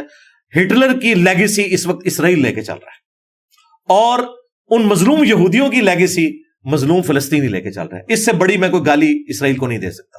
یہ ایک ایتھیکل گالی ہے جو کنٹرول ورڈز میں نے دے دی. اور آپ کو لگتا ہے کہ ایز اے نیشن بھی ہم نے کچھ نہیں کیا, ایز اے حکمران, بے شک وہ فوج ہو گورنمنٹ ہو؟ نہیں, میرا خیال ہے جو ہم نے کیا بس اتنا ہی کر سکتے تھے. کر اتنا جی اتنا ہی کر سکتے تھے. اب آپ کو وہ ریئلٹی کون بتائے؟ بات یہ ہے کہ اس میں اگر ہم یہ نہیں سمجھ رہے تو اس میں بھی میں میرے عزیز ہم وطنوں انہی کو مجرم سمجھتا ہوں. انہوں نے ملی ترانے چلا چلا کے ٹی وی پہ جو پکچر پیش کی تھی نا اپنی اور پاکستان کی ایک اسٹرینتھ, حقیقت بات ہے کہ وہ انڈیا تک بھی مشکل سے ہی چلتی ہے, بجائے کہ ہمیں ورلڈ لیڈر بنا کے پیش کیا جائے اور اسلام کا قلعہ. حقیقت یہی ہے جتنا اس وقت ISPR نے کیا نا بس اتنے جو گئے ہم, اس سے زیادہ نہیں کر سکتے. یہ ایک ریالٹی ہے, میں نے بار بار بتایا پاکستان کا ڈیفنس کا نظام ہو، پاکستان کا باقی، یار ہم تو 1 مہینے کے لیے بارڈر پہ اپنی فوج نہیں رکھ سکتے. ہماری اکانومی کا یہ حال ہے. ٹھیک ہے، جن کی اکانومی اچھی تھی، 40+ ملکوں کا اتحاد بنایا تھا سعودی عرب نے، اور وہاں پہ عرب امپیریلزم کی وجہ سے ایک عربیت کی وہ عصبیت آج تک موجود ہے، عرب اور عجم کی. یار وہ اپنے بھائیوں کے ساتھ نہیں کھڑے ہو سکے. ہم تو شاہی کوئی نہیں. اس کے ہیڈ بھی ہمارے جنرل صاحب ہی ہیں. ہاں وہ دیکھ لیں، اور وہ بھی وہ تلوار اٹھا کے ناچتا ہی رہا ہے، کر تو کچھ نہیں سکا. بس ان کا ناچ گانا دیکھ لیں. تو میں اس میں سب سے بڑا مجرم سعودی عرب کو سمجھتا ہوں. ان کی جتنی پاور تھی نا، دیکھیں امریکہ کو بھی ہلا کے رکھ دیتے ہیں وہ. پھر رشیا کے جب سے وہ قریب ہوئے، میں حقیقت بات ہے کہ ایک تگڑا ان کا اتحاد بنا ہوا ہے، لیکن وہ کچھ بھی نہیں کر سکے. پاکستان کا نمبر تو بہت بعد میں آتا ہے. پھر طیب اردغان، وہ بھی بیان کی حد تک تھا، اب وہ بھی آنا بند ہو گیا. اسی طرح ہی ہونا تھا. یہ شروع میں چیزیں ہوتی ہیں، بعد میں لوگ بھول جاتے ہیں، سیدھی سی بات ہے. پاکستان اتنا ہی کر سکتا تھا، لہذا پاکستان سے ہمیں کوئی گلہ نہیں ہے. گلہ یہ ہے کہ آپ نے جو اپنی پکچر ٹارزن والی پیش کی تھی نا، آپ وہ نہیں ہے. یہ نہیں کرنی چاہیے تھی. لیکن اگر آپ کہیں کہ یہ مانیں کہ ہم یہ کچھ نہیں تھے، تو وہ تو آپ کو پتا ہے کہ ان کے جینز میں نہیں ہے اپنی غلطی کو ماننا، اس لیے وہ کبھی مانیں گے نہیں. لیکن حقیقت ہے، اپنے بچوں کو بتائیں کہ ہم اتنے جو گئی ہیں، یہی کچھ کر سکتے ہیں. اور یہ جو لوگ کہانیاں کروا رہے ہیں نا، ان کو جوش دلا رہے ہیں کہ اٹھو اور جور شرم چلے جاؤ. کیا کرو؟ ڈنڈے لے کے چلے جاؤ. اور میں نے دیکھا کتنا بڑا ٹروتھ ریویل کیا. اس کی وجہ سے انہوں نے، ان کا مینٹل لیول یہ ہے کہ انہوں نے اس کو بھی گستاخی بنا لیا. میں نے سمجھانے کے لیے بات کی تھی کہ حضرت خالد ابن ولید نے رومنس کو شکست دی مختصر جماعت کے ساتھ، لیکن اسلحہ برابر کی ٹکر کا تھا. کوانٹٹی کا فرق تھا، کوالٹی کا نہیں تھا. اگر رومن جنرل ایک تلوار لے کے آئے نا، خالد بن ولید بھی ایک تلوار لے کے گئے. تو میں نے کہا تھا کہ آج اگر 1000 خالد بن ولید ہوں تو اس کو انہوں نے گستاخی بنا لیا. لہٰذا میں وہ اب جملہ دوبارہ رپیٹ نہیں کرتا، جس طرح وہ جاہل والی بات رپیٹ کرتا. میں کہتا ہوں آج اگر 1000 ہمارے کو جنگجو ہوں جن کے ہاتھ میں تلوار ہو، سامنے سے ایک کلین شیو یہودی ایک جو ہے وہ آٹومیٹک گن لے کے آ جائے، تو یہ کیا کریں گے؟ یہ فرق ہے اس وقت. ایئر سٹرائک نے مسلم دنیا کو اتنا پیچھے چھوڑ دیا کہ ہم اس وقت ان کا مقابلہ نہیں کر سکتے. زمینی جنگ پہ کر سکتے ہیں، ایئر سٹرائک میں نہیں کر سکتے. آج دنیا سے ایئر سٹرائکس ختم کر دیں، پاکستانی فوج سب سے بہترین فوج ہے لڑنے کے لیے. طالبان کیوں کامیاب ہوئے ہیں؟ ان کے پاس تورا بورا تھا، چھپے رہے ہیں. کارپیٹ بمنگ ہوتی تھی، بہت جانوں کا نقصان ہوا ہے. لوگ کہتے ہیں طالبان جیتے ہیں، طالبان نہیں جیتے. امریکہ ہارا ہے، طالبان نہیں جیتے. ہارا ہے کہ بھی اکانومی کا وہ بوجھ نہیں اٹھا سکے، چلے گئے. آج وہ آگے بیٹھ جائیں، یہ بیچارے پھر چلے جائیں گے غاروں کے اندر. کیوں؟ یہ نہیں ان کا مقابلہ کر سکتے، ان کے پاس ایئر سٹرائک نہیں ہے. وہ اوپر سے آگے بمنگ کر کے B-52، اور یہ جب ہم باتیں کرتے ہیں نا، تو پھر یہ جو موٹیویشنل اسپیکر یہ کہتے ہیں کہ ہمارے بچوں کو بزدل بنا رہا ہے. بزدل نہیں بنا رہا بھائی، میں سائنس کا اسٹوڈنٹ بھی ہوں، میں انجینئر بھی ہوں، میں نے میکینیکل انجینئرنگ کی ہوئی ہے، اور میں 15 سال اس ادارے سے وابستہ رہا ہوں جو پاکستان کا میزائل سسٹم سارا ادھر سے ہے. تو مجھے تو پتہ ہے گراؤنڈ ریئلٹیز کیا ہے، کہ ہم کتنے جوگے ہیں. ہم جتنے جوگے ہیں بس اتنے جوگے ہیں. ابھی ہمیں بہت ترقی کی ضرورت ہے. اور سب سے پہلے جو اس وقت ہمارے آرمی چیف بھی بات کر رہے ہیں، پرائم منسٹر بھی بات کر رہے ہیں، اور ایون اب تو PTA والے بھی اس طرح کے اجلاسوں میں بیٹھنا شروع ہو گئے ہیں کہ پاکستان کی اکانومی کو پہلے دیکھا جائے کہ اس کا کیا کرنا ہے. اکانومی کے بغیر جنگیں نہیں لڑی جاتی. لوگ کہتے ہیں انڈیا میں ختم کر رہے ہیں. انڈیا کو کیا ضرورت ہے ہمیں ختم کر کے؟ خام اپنے متھے لگوانے کی ضرورت ہے. ہماری جو اکانومی جس لیول پہ پہنچ چکی ہے، ایک تباہی کی صورتحال ہے. لیکن کچھ عرصے سے یہ بات ماننے والی ہے. جو کریڈٹ ہے کہ پچھلے 6-7 مہینے سے ڈالر تو 278 پہ رک گیا نا آ کے، یہ کریڈٹ جاتا ہے. ڈالر کی چوری رکی جو افغانستان ہو رہی تھی، کسٹم میں جو کچھ معاملات ہوئے، بہتری کی طرف بہرحال معاملات جا رہے ہیں. لیکن اس بجٹ نے جو کوئی ریفارمز ہوئے تھے نا، ان کو بھی 0 سے ملٹیپلائی کر دیا. یہ بجٹ مجھے کوئی کہنے میں آر نہیں ہے، پاکستان کی تاریخ کا سب سے بدترین بجٹ ہے. تنخواہ دار طبقے کی کمر توڑ کے رکھ دی ہے، اور اس کی وجہ سے کوئی محبت کے جذبات نہیں ہے. اس وقت جتنے لوگ گورنمنٹ میں بیٹھے ہیں، جن جماعتوں سے، کم از کم مجھ سے اور میرے اسٹوڈنٹ سے یہ امید نہ رکھیں کہ اس طرح کے بجٹ کے ساتھ ہمارا کوئی اسٹوڈنٹ یا میں ان کو اگلے الیکشن میں ووٹ ڈالنے والا ہوں. پچھلے الیکشنوں میں نے کس کو ڈالی وہ ایک الگ معاملہ ہے، مختلف جماعتوں کو ڈالی. اگلے الیکشنوں میں اس طرح کے لوگ جب ووٹ مانگنے آئیں گے نا، ہم ان کو ووٹ کم از کم ان کو نہیں ڈالیں گے. آپ نے افغان طالبان کی بات کی، آپ کو ان کا کیا نظام کی کیا کس طرح لگ رہا ہے؟ ابھی 2-2.5 سال ہو گئے. ظاہر ایک اسلامی نظام سپوزٹلی اس کو وہ لڑکے آئے ہیں, ابھی وہ بھی فگر آؤٹ کر رہے ہیں. وہ یہ نہیں کہ وہ کہتے ہیں جی یہ پرفیکٹ ہے, بیکاز کچھ لوگوں سے ہماری بات ہوئی تو وہ خود ہے کہ یار ہم خود پہاڑوں سے اتر کے آئے ہیں تو فگر آؤٹ کر رہے ہیں. کندھاری علماء کا ایک ذرا سخت اسکالرز ہیں وہ, تو وہ خواتین کے رائٹس اور وہ سارا, بٹ ایز این ہول آپ کیسے دیکھتے ہیں؟ صرف ایک جو خواتین والا ایشو ہے نا, اس میں مجھے طالبان سے اختلاف ہے.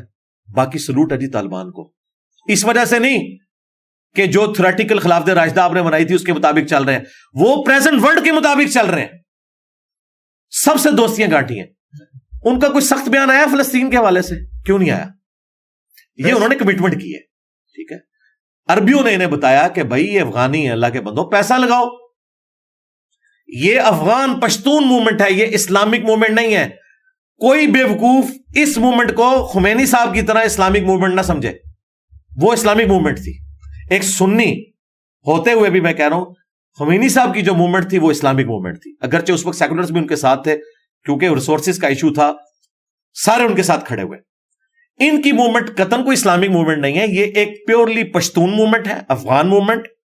اس کو اسلام کا ایک رنگ ہے ظاہر ڈومیننٹ علماء والا. انہوں نے وہاں پہ جی سب سے بڑی بات ہے امن قائم کر دیے, سلام ہے.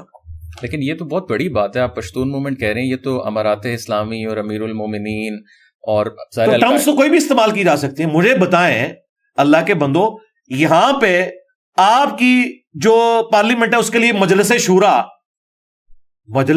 کدھر؟ مجلس شورا میں یہ پارلیمنٹیرین بیٹھے ہوتے تھے. ٹرمز میٹھی میٹھی آپ لے لیں, آپ جو ہے وہ تکافل کا نام رکھ دیں, ٹھیک ہے, عربی ٹرمز یوز کر لیں, ملاد ہے وہ انہوں نے اچھی کی ہے, وہ کرنی چاہیے ان کو. لیکن پریکٹیکلی میں آپ کو بتا رہا ہوں, ان کی اولین ترجیح افغانستان کی اکانومی ہے. انہوں نے لیتھیم کے ذخائر کا بھی پورا اپنا کمٹمنٹ کر لیے چائنا کے ساتھ. پھر اپنی مدد آپ کے تحت جو اتنا بڑا وہ ایک نہری نظام قائم کر رہے ہیں وہ بھی آپ کے سامنے ہے. انہیں پتہ ہے کہ ہم نے معاملات کو کس طرح لے کے چلنا ہے. سب سے بڑی بات ہے, طالبان کو میں کریڈٹ دوں گا, اگرچہ طالبان کی سوچ, ان کے عقائد اور جس کو وہ اسلام سمجھتے ہیں, میں سرے سے ان کے ساتھ ایگری نہیں کرتا. میں اس وقت یہ وہ بندہ بات کر رہا ہے, لہٰذا کسی کو برا نہ لگے اس حوالے سے کہ میں کوئی ان کا فرنٹ مین بنا ہوں. میں سمجھ رہا ہوں کہ جو دنیا کے تقاضے ان کو وہ لے کے چل رہے ہیں. انہوں نے امن قائم کر دیا اس قبائلی سسٹم میں جہاں دنیا کی کوئی پاور امن قائم نہیں کر سکتی تھی, انہوں نے کر کے دکھایا. انہوں نے سزائیں نافذ کی ہیں. عورتوں والا جو معاملہ ہے نا, اس میں ان کا آرگومنٹ سنیں. وہ کہتے ہیں پہاڑوں سے ہمارے یہ نوجوان اترے ہیں, انہوں نے عورتیں دیکھی نہیں ہوئی ہیں اور یہ پاگل ہو جاتے ہیں عورتوں کو دیکھ کے. اچھی بات ہے, انہوں نے بتا دیا کہ کیا ہے, کہ ان کی ابھی وہ تزکیہ نفس نہیں ہوا. وہ کہہ رہے ہیں کچھ عرصے بعد ہم یہ سلسلہ شروع کر دیں گے. ہم بھی سمجھتے ہیں کہ عورتوں کی تعلیم بالکل درست ہے, لیکن ہمیں تھوڑا ٹائم دیں. میں ان کو اتنا آپٹیمسٹک کیوں دیکھ رہا ہوں, پیسمسٹک نہیں دیکھ رہا.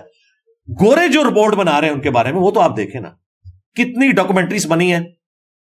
ابھی میں ریسنٹلی ایک ڈاکومنٹری دیکھ رہا تھا, اس میں ایک عورت, اس کا ہسبینڈ فوت ہو گیا اور اس کے دیور نے زبردستی اس کے اوپر قبضہ کیا کہ اس سے میں نے شادی کرنی ہے. وہ کورٹ میں پیش ہوئی ہے, اور کورٹ بھی ان کی سادہ سی ایک, آپ دیکھ رہے ہیں مسجدوں میں کورٹ لگی ہوئی ہے.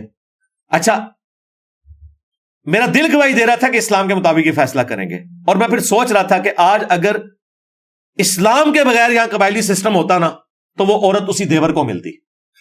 لیکن چونکہ اسلام کی چھاپ تھی, اس قاضی نے کہا کہ اللہ نے عورت کو رائٹ دیا ہے, چاہے تو تمہارے ساتھ شادی کرے یا کسی اور کے ساتھ, تم جو اس کی ڈیو وراثت بنتی ہے وہ اس کو دو گے. اور وہاں پہ وہ باقاعدہ اس کی پوری ویڈیو بنائی جا رہی تھی. مجھے اتنی خوشی ہوئی کہ یہ جو طالبان کا پازیٹو فیکٹر ہے, پوری دنیا کی قوتیں مل کے قبائلی سسٹم میں یہ اصلاح نہیں لا سکتے تھے جو طالبان لے آئے, اور وہ اس کو نافذ کرتے ہیں. یہ نہیں ہے کہ انہوں نے عورتوں کے حقوق, آپ کو تو صرف نظر آ رہا ہے کہ انہوں نے اسکول جانے سے روکا ہے. یہ جو حق ہے اتنا بڑا کہ دیور قبضہ کر لے بھابھی کے اوپر, اور مجال ہے اگر انہوں نے ڈیسیژن کیا ہے وہ دیور سوچ بھی نہیں سکتا, سیدھا ٹانگ دیں گے وہ, ٹھیک ہے. پھر وہاں پہ آپ کو پتا ہے یہ جو ایک لواطت والا معاملہ ہومو سیکچولیٹی کا, زبردستی بچوں کے ساتھ کرتے تھے, اور طالبان موومنٹ بھی شروع اس سے ہوئی تھی. ملا عمر نے جو پہلا, وہ تو بیچارے ایک مدرسہ چلا رہے تھے, انہوں نے جب مدرسوں میں اس طرح کے معاملات ہوئے تو انہوں نے ایک فورس بنائی تھی کہ ان کی اصلاح کریں گے, کہ آپ لوگ اسلام کی بدنامی کر رہے ہیں. اس سے وہ اتنی بڑی موومنٹ بنی. انہوں نے اعلانیہ ٹانگے ایسے لوگ جنہوں نے بچوں کے ساتھ, جو آپ کے یہاں پہ ہمیں چیخنا پڑتا ہے, اور آپ جیسے لوگ بھی, میرے جیسے بھی ماڈرن ذہن رکھنے والے لوگ کہتے ہیں یار یہ کیا کر رہے ہیں مدرسوں میں. وہاں اگلوں نے جناب لاشوں کو لٹکایا ہے, اعلانیہ پورے شہر میں گھمایا. مجھے بتائیں اگر آپ کو یہ 5-6 لاشیں نظر آئے نا, کئی دن بخار نہیں اترتا بندے کا, تو وہ چیزیں ایڈریس ہو رہی ہیں. اس لحاظ سے چند ایک چیزوں پہ ہمیں ریزرویشن ہے. اوور آل اس پریزنٹ ورلڈ میں جس طرح زندگی گزارنی چاہیے وہ گزار رہے ہیں.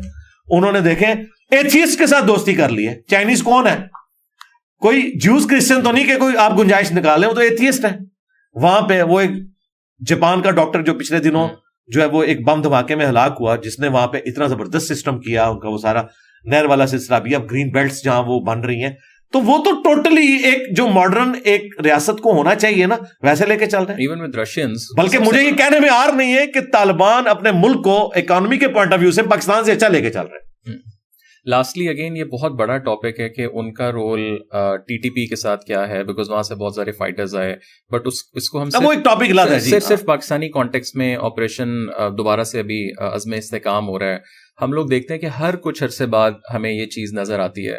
اوور آل آپ اس کو کس طرح دیکھتے ہیں کہ یہ کوئی کس طرح اس کو فکس کیا جا سکتا ہے کہ ظاہر ہے یہ ایمرج ہوتی ہے پھر ختم ہو جاتی ہے, اس میں ریلیجیس اسکالرس کا کیا کردار ہے؟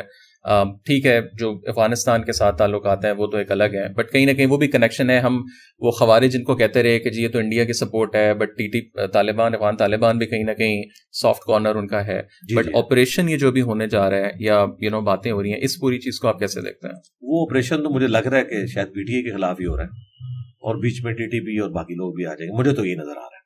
اچھا اب رہا مسئلہ کہ یہ بار بار ہمیں کبھی ضرب عزم, کبھی رد الفساد, کبھی عزم استحکام, تو یہ تو ہماری مجبوری ہے. ہم کمبل کو چھوڑنا چاہتے ہیں, کمبل ہمیں نہیں چھوڑ رہا. ہم نے جو اتنی غلطیاں کی ہیں اتنی جلدی تو جان نہیں چھوڑے, سیدھی سی بات ہے. اس کے لیے آپ کو کاؤنٹر نیریٹو لانچ کرنا پڑے گا. جو یہ ہمیں پڑھاتے ہوتے ہیں نا پاکستان کی نظریاتی حدود کی حفاظت ہم کر رہے ہیں, نظریاتی حدود کی حفاظت کوئی نہیں ہو رہی ہے, جغرافیے کی حفاظت ہو رہی ہے. ابھی تک کوئی سیریس کوشش نہیں ہوئی ہے. مجھے بتائیں وہ تمام علماء جو ان چیزوں پہ بولتے تھے ایک ایک کر کے خود کش حملوں میں شہید کر دیے گئے. ایک بندہ بچا تھا غامدی صاحب, وہ بےچارے پوری زندگی ملیشیا گزاری اور اب وہ بیٹھے ہوئے ہیں امریکہ کے اندر. تو نظریاتی حدود کی حفاظت غامدی صاحب نے کرنی ہے, آرمی چیف نہیں کر سکتا. یہ جو آپ اس طرح کی چیزیں لانچ کر رہی ہیں نظریاتی حدود کی حفاظت نہیں کر سکتے, جغرافیائی حدود کی حفاظت کر سکتے ہیں. اس کے لیے وہ علماء, مفتی تقی عثمانی صاحب, ڈیسنٹ ان کی اس اعتبار سے اپروچ ہے, اور وہ اس قسم کی ایکسٹرا جوڈیشل ایکٹیویٹیز جو مذہبی تنظیمیں کر رہی ہیں وہ اسے بالکل اعلانیہ کنڈیم کرتے ہیں. پوری دنیا میں جتنا اس طرح کا معاملہ ہو رہا ہے, ابھی تو میں نے ان کا کل ایک انٹرویو دیکھا ہے انگلش میں, انہوں نے 5 منٹ کا ایک کلپ ریکارڈ کرایا, اس میں انہوں نے کلیئر کٹ کہا ہے کہ دنیا میں جس قسم کی بھی حکومتیں ہیں مسلمانوں کی ان کا ساتھ دیں اور آپ پولیٹیکل سٹرگل کریں. یہ جتھے بنا کے اس طرح چڑھ دوڑنا, اس کی وجہ سے تقی عثمانی صاحب کی اپنی لائف بھی ونریبل ہوئی ہے, ان پہ بھی اٹیک ہوئے ہیں ان لوگوں کی طرف سے. تو اگر اتنی بڑی بڑی پرسنالٹیز کو ان کو فرنٹ پہ لا کے ان کے ذریعے کاؤنٹر نیریٹو لانچ کیا جائے اور پھر لوگوں کو سمجھایا جائے, پھر یہ معاملہ. لیکن وہ ہوا ہے بٹ وہ فیل ہوتا رہا ہے. نہیں کوئی نہیں ہوا. آپ کس طرح کہتے ہیں مجھے بتائیں. 2010 کے بعد کافی زیادہ سرکار اس طرح نہیں ہے کہ آپ نے ایک آدھ کوئی پریس کانفرنس کروا دی, وہ بھی یار مجھے بتائیں جب یہ سری لنکن کو قتل کیا گیا تھا, ایک طارق جمیل صاحب آئے ہیں سامنے, اس وقت جتنی مذہبی تنظیمیں تھیں ٹی ایل پی کے کسی بڑے بندے کا کوئی بیان یہ دلوا سکے؟ کون لوگ تھے وہ؟ ٹی ایل پی کے موٹیویٹڈ لوگ تھے, اگرچہ وہ سمجھتے تھے کہ غلط ہوا ہے لیکن اسے یہ بیان نہیں دلوا سکے. جو ہم بھی کوشش کرتے ہیں کہ فلاں ملک ہمارے حق میں بیان دے دے اور ہم نہیں دلوا سکتے, یا فلاں کے خلاف دے دے, یہ ان لوگوں سے نہیں دلوا سکتے. میں ہمیشہ ہر دفعہ کہتا ہوں کہ تو انہیں مذہب کے معاملے میں جب کوئی مسئلہ اٹھے اور آپ کو پتہ چل گیا ہے تو آپ ان سے بیان دلوائیں. یہ جڑا والا جو واقعہ ہوا, درجنوں چرچ جلے, کتنا نقصان ہوا, پھر سرگودا میں, سوات میں, اس کے بعد کیا ہماری اسٹیبلشمنٹ کا کام نہیں تھا کہ سعد رضوی کو بٹھاتے اور اس کہتے کہ تو بول؟ اگر یہ نہیں کروا سکے تو آپ چاہے ضرب عزم کر لیں, رد الفساد کر لیں, یا آپ جغرافیائی حدود کی حفاظت کریں گے, نظریاتی حدود کی حفاظت نہیں ہوگی جب تک ان کے بڑے آ کے کنڈیم نہیں کریں گے جن کی پبلک میں سے ہے. یہ ممی ڈیڈی قسم کے مولویوں کے ذریعے بیان دلوانا, مجھے بتایا طاہر شریفی کے بیان کی کیا اہمیت ہے؟ ہر کوئی معاملہ ہوتا ہے, خان صاحب کا مسئلہ ہو, ان کی گورنمنٹ ہو, وہ خان صاحب کا سپوکس مین ہوتا ہے, شہباز شریف صاحب آ جائیں ان کا سپوکس مین ہوتا ہے. تو یہ تو اس طرح کے جو بندے ہیں نا جو آپ نے لانچ کیے ہوئے ہیں, آپ سے مراد جن کا آپ ذکر کر رہے ہیں اسٹیبلشمنٹ کا, تو یہ نظریاتی حدود کی حفاظت نہیں کر سکتے. ان کی کوئی ورت ہی نہیں ہے بھائی. ورت ہے مفتی منیب کی, ورت ہے مفتی تقی عثمانی صاحب کی, اور یہ ڈائیلاگ ہو پبلکلی آ کے کریں اور ان کو پابندی کی جائے کہ جو باتیں آپ یہاں پہ کر رہے ہو اپنے جمعے کے خطبوں میں بھی یہی باتیں کرنی ہیں. اس طرح کوئی نہیں ہوتا, سیدھی سی بات ہے. کوئی ابھی میں سمجھتا ہی نہیں ہوں کہ نظریاتی حدود کی حفاظت کے لیے کوئی ہوا ہے. رہا میرا مسئلہ، میں اپنی کیپیسٹی میں کر رہا ہوں. جس طرح سیکولرز جو ہے نا ان کی مجبوری ہے، وہ ہمارے دوست انہوں نے بڑی اچھی بات کی تھی کہ سیکولرز کا خدا جو ہے وہ ٹروتھ ہے، میجورٹی کا. میں ان لوگوں کی بات کر رہا ہوں، آسما جہانگیر، کہ طالبان ان کے کفر کے فتوے جاری کر رہے ہیں، اور جب طالبان کو کوئی وکیل نہیں ملتا وہ کہتی ہے میں فری لڑوں گی، سچائی کے لیے کھڑی ہوئی نا. ٹھیک ہے، آسما جہانگیر جیسے مردوں کی ہمیں ضرورت ہے، عورتوں کی بھی ضرورت ہے. ایک آسما جہانگیر آپ 70 سالوں میں صرف پیدا کر سکیں، یہ ایک داڑھی پگڑی والا بندہ کہہ رہا ہے. کتنے لوگ ہیں جو سچائی کے لیے کھڑے ہوتے ہیں، کوئی دلیری دکھانے کے لیے کھڑا نہیں ہوتا. آسما جہانگیر کو سب سے زیادہ تکلیفیں کس سے اٹھانی پڑی؟ مذہبی طبقے سے، اسٹیبلشمنٹ سے. پھر آپ یہ کہتے ہیں کہ یہ لوگ آپ کی خدمت کریں اور آج آپ کا قبلہ درست ہوا ہے، تو آسما جہانگیر یا ان کی لیگیسی جو لے کے چل رہے ہیں وہ فوج کے حق میں کھڑے ہو جائیں. انہیں تو خطرہ ہے کل کو آپ کا قبلہ بدلا تو سب سے پہلے ان کو آپ شہید ہوتے ہوئے دیکھیں گے. تو اس لیے آپ نے طے کرنا ہے. ویسے میں آپ کو ابھی بتاؤں، اس وقت فوج بھری پڑی ہوئی ہے. انہوں نے واقعی ریلیجسلی یہ طے کر لیا ہے کہ اب پاکستان اس طرح نہیں چلے گا. اس کی وجہ FATF، پوری دنیا کی پالیٹکس کا چینج ہونا. یہ بھی گوروں کو کریڈٹ جاتا ہے، ان کو نہیں جاتا، گوروں کو جاتا ہے کہ انہوں نے انہیں سکھایا کہ بندے کے پتر بنو، دنیا میں اس طرح نہیں آپ رہ سکتے، ورنہ ہم یہ کر دیں گے. اگر تم نے یہ 25 کروڑ کا جو ایٹم بم رکھا ہوا ہے نا ادھر آبادی کا، ان کو ساتھ لے کے چلنا ہے نا، بھوکے نہیں مارنا، تو بھائی پھر ہماری بات بھی مانو. اور وہ ٹھیک کہہ رہے ہیں. FATF نہ ہوتا نا، میں دیکھتا یہ رد الفساد ضرب عضب کہاں سے آتا. یہ ہم نے نہیں لرن کیا. اور جو لوگ ہمیں سکھاتے تھے نا 2001-2 میں، کون؟ جاوید گامدی صاحب، نجم سیٹھی صاحب، حامد میر صاحب، یہ اس وقت ان کو کہتے تھے یہ غدار وطن ہے، یہ بنگلہ دیش کے ایجنٹ ہیں. آج انہی لوگوں کا نیریٹو لیا ہوا ہے. وہی بات ہے کہ ڈان لیگ پہلے پرائم منسٹر کو فارغ کرواتے ہیں، بعد میں ڈان لیگ کہتے ہیں یہ سب سے بیسٹ پالیسی ہے کہ ہمیں انڈیا کے ساتھ دوستی کرنی ہے. تو یار آپ لوگ مخلص نہیں. گامدی صاحب ہمارے استاد ہیں، ہمیں ان سے عقائد میں اختلاف ہے، لیکن ان کی ایک بات بہت اچھی ہے کہ اگر ہم نے اخلاص کے ساتھ کوئی بھی سسٹم یہاں پہ نافذ کر دیا ہوتا، اسلامک، نان اسلامک، یا جو بھی دنیا میں ہے، اخلاص کے ساتھ اس کے پرنسپل کو فالو کرتے نا، تو آج ہماری یہ حالت نہ ہوتی. جو بھی ہے وہ طے کر لیں، لیکن اس کو پھر ریلیجسلی فالو کریں، کوئی بھی سسٹم ہو. یہ میں for the sake of argument بات کر رہا ہوں. آئیڈیلی تو جو میری تھاٹس ہے، میں ایک ریلیجس بندہ ہوں، لیکن میں کہتا ہوں کہ اگر کسی نے جو اس وقت پریزنٹ سسٹم ہے اس کو بھی ایمانداری سے چلایا اور اس کا اینڈ رزلٹ صحیح نکلا. اب مجھے بتائیں 2017 میں ہستا بستا ملک تھا، 2 بندوں نے ڈیسائیڈ کیا، چلتے ٹائر میں ڈنڈا دے دیا، ٹھیک ہے، 5 روپے کی روٹی تھی اس وقت کی، آپ ڈالر کی قیمت دیکھیں. ہستا بستا ملک انہوں نے عدلیے کے ساتھ مل کے اسٹیبلشمنٹ نے اجاڑ دیا. اب اس کی ریمیڈی کئی ڈیکیڈز تک نہیں ہونی. ٹھیک ہے، پھر RTS ہوا. اب فارم 45 تو سب کو نظر آ رہا ہے، RTS کسی کو نظر نہیں آ رہا. ٹھیک ہے، اب وہ اپنی جگہ چیختے ہیں، وہ کہتے ہیں یار ہم ملک کی خدمت کر رہے تھے، ہمیں ڈیفیم کر دیا، اب بچے ان کے ساتھ لگ گئے ہیں، اب ہمیں یہ کہہ رہے ہیں کہ جی اب وہ جو ہے اب ہم 0 سے سٹارٹ کر لیں. وہ ادھر نہیں مانتے، وہ آپ جا کے وہ بوٹ کو عزت دو پہ آگے ہیں، ووٹ کو عزت دو سے، اور جو سیم پیج تھے وہ ووٹ کو عزت دو بن گئے. آئی تھنک یہ پرابلی پہلی کانورسیشن ہے جس میں اسٹیبلشمنٹ کا بہت زیادہ ذکر ہوا. لاسٹلی جنرل عاصم کے لیے اگر آپ ایک میسج دیں، اور لیٹس سے وہ یہ پوڈ کاسٹ دیکھ رہے ہیں، تو وہ کیا ہوگا؟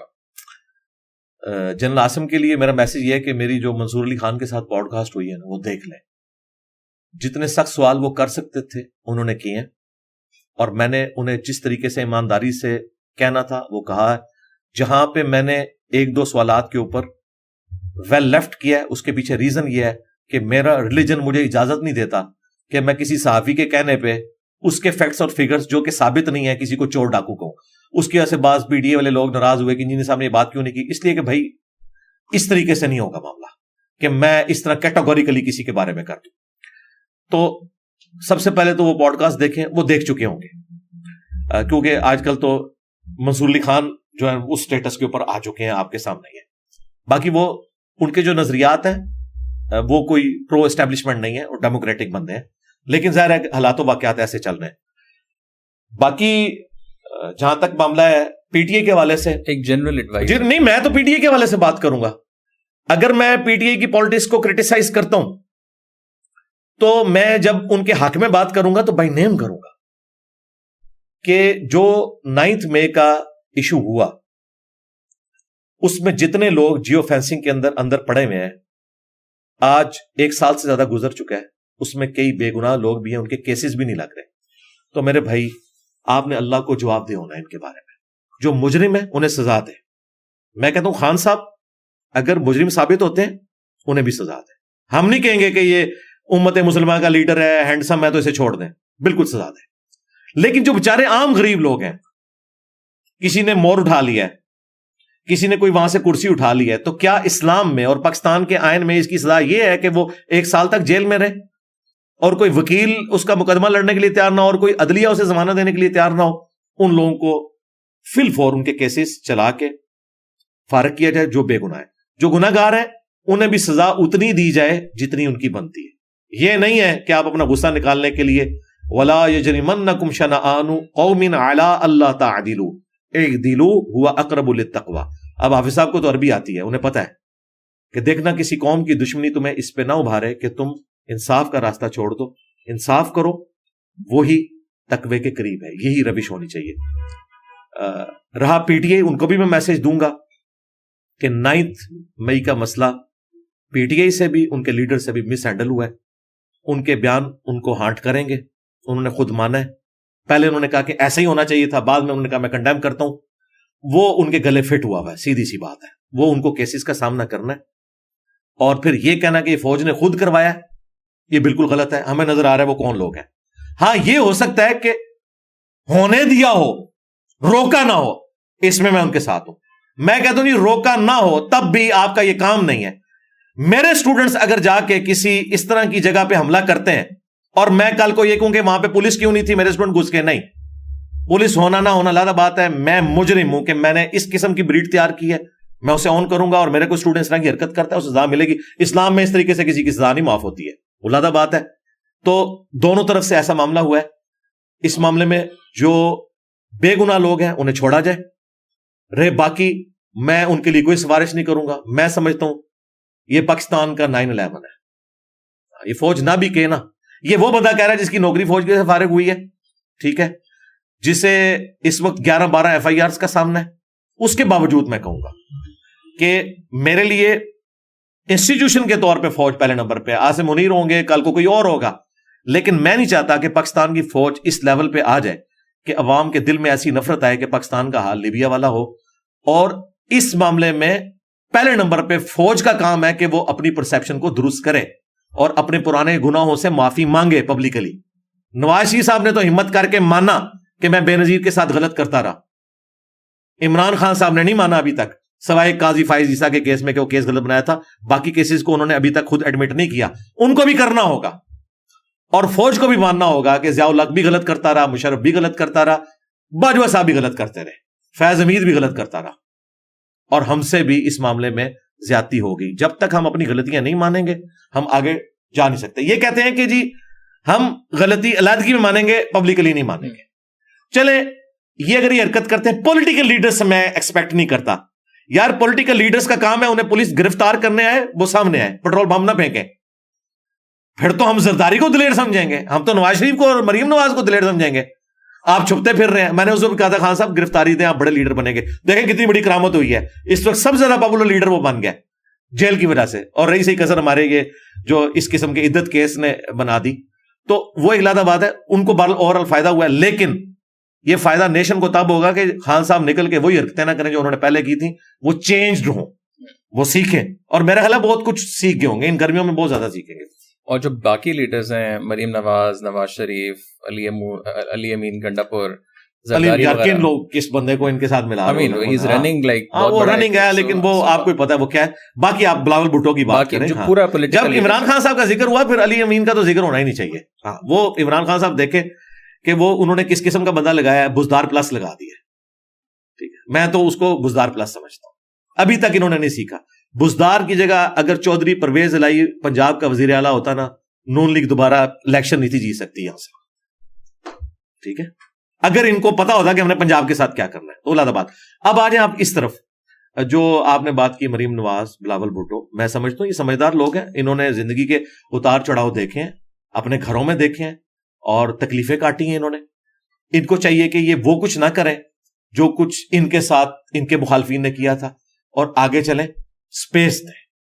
یہ جو اس قسم کے قوانین پاس کرنا کہ ہم فلاں پہ آرٹیکل 6 لگائیں گے، فلاں یہ کریں گے، بھائی جس پہ آرٹیکل 6 لگا کے کوئی رزلٹ نکلنا چاہیے تھا، جو اس قوم کا بڑا مجرم تھا پرویز مشرف، اس کا تو آپ کچھ نہیں کر سکے. ٹھیک ہے، الٹا جسٹس وقار سیٹھ جنہوں نے ایلیویٹ ہو کے سپریم کورٹ میں جانا تھا، اگرچہ ان کی ڈیتھ کرونا میں ہوئی ہے، لیکن ہمیں تو وسوسے آتے ہیں کہ ڈیتھ ہوئی ہے کہ ان کو مارا گیا ہے ایک دلیر آدمی کو. تو اس وقت تو یہ سارا کچھ ہوا. اب آپ وہ ایپیسوڈ ریپیٹ نہ کریں، کل کو برا وقت آئے گا ان کے اوپر بھی. یہ دنیا میں مکافات عمل ہے اور پاکستان میں بڑی جلدی ہو جاتا ہے. میں نہیں سمجھتا خان صاحب نے کبھی سوچا تھا، یہ نجی محفلوں میں کہتے تھے میرے علاوہ فوج کے پاس چوائس ہی کوئی نہیں ہے، مجھ سے زیادہ کوئی ہینڈسم نہیں ہے، فوج نے جتنی بگاڑ لی ہے نون لیگ کے ساتھ دوبارہ دوستی کرے گی. ان کو جناب عمران خان پلس مل گیا شہباز شریف کی شکل میں، اور میں بتاؤں شہباز شریف کے ہوتے ہوئے عمران خان کی انہیں ضرورت بھی نہیں ہے. اگر شہباز شریف اس وقت بھی مل جاتا نا 2018 میں ان کو، تو عمران خان نے وزیر اعظم بھی نہیں ہونا تھا. اور میں آپ کو یہ انٹرنل بات بتا رہا ہوں، صرف یہ اس کو آپ نے میری پرسیپشن نہیں سمجھنا، یہ خبر بھی ہے اور یہ ریالٹی ہے. اگلے 10 سال کا پاکستان کیسے دیکھ رہے ہیں آپ؟ بس دعا کروں گا کہ اللہ تعالیٰ آسانی فرمائے. کوئی ہوپ ہے آپ کو لگتا ہے؟ نہیں، میں نے تو ایون والے پوڈ کاسٹ میں کہا تھا مجھے تو 500 سال تک کوئی ہوپ نہیں. تو لوگ چھوڑ کے چلے جائیں. اس کی وجہ پتا کیا ہے؟ دیکھیں عمران خان صاحب کی محبت میں جس طرح لوگ گرفتار ہیں، ہر سال لاکھوں لوگ 18 سال کو کراس کر رہے ہیں. یہ ساری کی ساری بریڈ تو خان صاحب کو ایڈلائز کرتی ہے، کیونکہ انہوں نے تو 90s کا زمانہ نہیں دیکھا ہوا، ورنہ ان کو پتا ہوتا کہ اس وقت کون بی ٹیم تھی، بعد میں کون بی ٹیم بنا. تو یہ وقت جو گزر رہا ہے، اگر خان صاحب زندہ رہے اور وہ جیل سے باہر آ گئے تو پھر اس ملک میں سٹیبلٹی والی کوئی چیز آپ کو نظر نہیں آئے گی، سیدھی سی بات ہے. اور یہ فوج کو پتا ہے، اس لیے وہ اندر ہے. تا وقت ہے کہ ان کی کوئی گارنٹی دے، ان کی گارنٹی تو کوئی بھی نہیں دے سکتا. حقیقت بات ہے، کیونکہ ان کی زندگی یو ٹرن سے عبارت ہے، وہ کسی ایک بات پہ بھی قائم نہیں رہتے. اسی لیے ہمیں ان کی مظلومیت تو نظر آتی ہے. فوج کی بھی مجبوری دیکھیں، وہ بھی کہتے ہیں کہ بھائی اس کو باہر نکالیں تو پھر آپ کو پتا کیا کرے گا، باہر کے ملک بھیج دیں تو کیا کرے گا، یہ اندر بیٹھ کے یہ کچھ ہو رہا ہے تو باہر آ کے کیا کرے گا. اس کے لیے بھائی پھر کعبے کی چھت پہ کھڑا ہونا پڑے گا عمران خان کو بھی، نواز شریف کو بھی، اور چیف جسٹس کو بھی، اور آرمی چیف کو بھی، اور پبلکلی اپنے گناہوں کی معافی مانگنی ہوگی کہ کس نے کہاں کیا کیا غلط کیا، اور گارنٹی دینی ہوگی کہ اب ہم ایسا نہیں کریں گے. پھر کوئی آگے معاملہ چل سکتا ہے. ادروائز تو مجھے تو نظر آ رہا ہے کہ معاملات کوئی زیادہ بہتری کی طرف اتنی آسانی سے نہیں آئیں گے.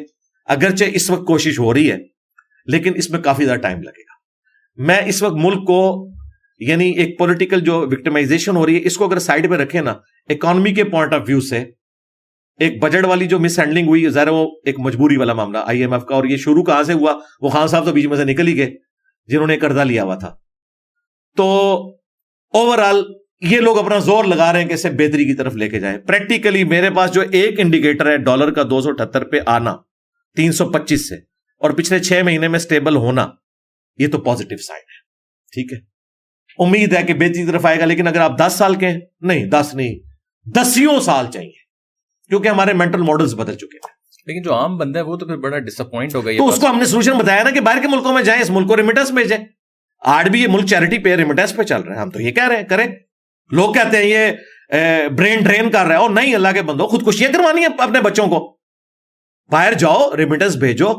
یہاں پہ ایک ایک بچہ گھر سے باہر گیا ہے، پوری پوری فیملی کو سپورٹ کر رہا ہے. یہ ملک چل رہا ہے، اس کے اوپر ہے. آج ریمیٹنس بند ہو جائے نا، یہ ملک بالکل. تو میں یہ جو لوگوں کو کہہ رہا ہوں کہ جن کے پاس پیسے ہیں باہر کے ملکوں میں نکلیں، اور یہاں پہ جن کے ماں باپ کا کاروبار ہے اور بچے پڑھے لکھے ہیں، وہ یہ پرواہ نہ کریں کہ میرے پاس یہ ڈگری ہے. اگر گول گپے کی دکان چل رہی ہے آپ کے والد کی، میرے بھائی ہزاروں نوکریاں ہیں گول گپے کی ریڈی کے اوپر قربان، جو آپ کو رزق حلال دے رہا ہے اور گھر بیٹھ کے دے رہا ہے. آپ وہ ریڈی پہ کھڑے ہوں، ٹھیک ہے، اچھے لباس پہن کے، اچھی کرسیاں لگا کے. لوگوں نے ثابت کیا، دیکھیں چھوٹے لیول سے اٹھ کے کتنے کاروبار ہیں. آپ اردو پوائنٹ کے اوپر کئی اس قسم کے لوگ ہیں.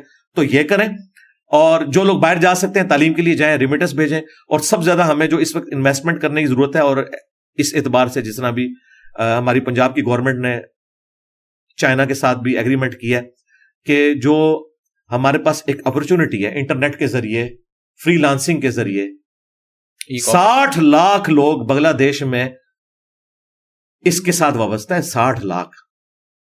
تو اس اعتبار سے، لیکن یہاں پہ کیا ہو رہا ہے جی، 6 محرم سے لے کے 11 محرم تک انٹرنیٹ بند کر دو.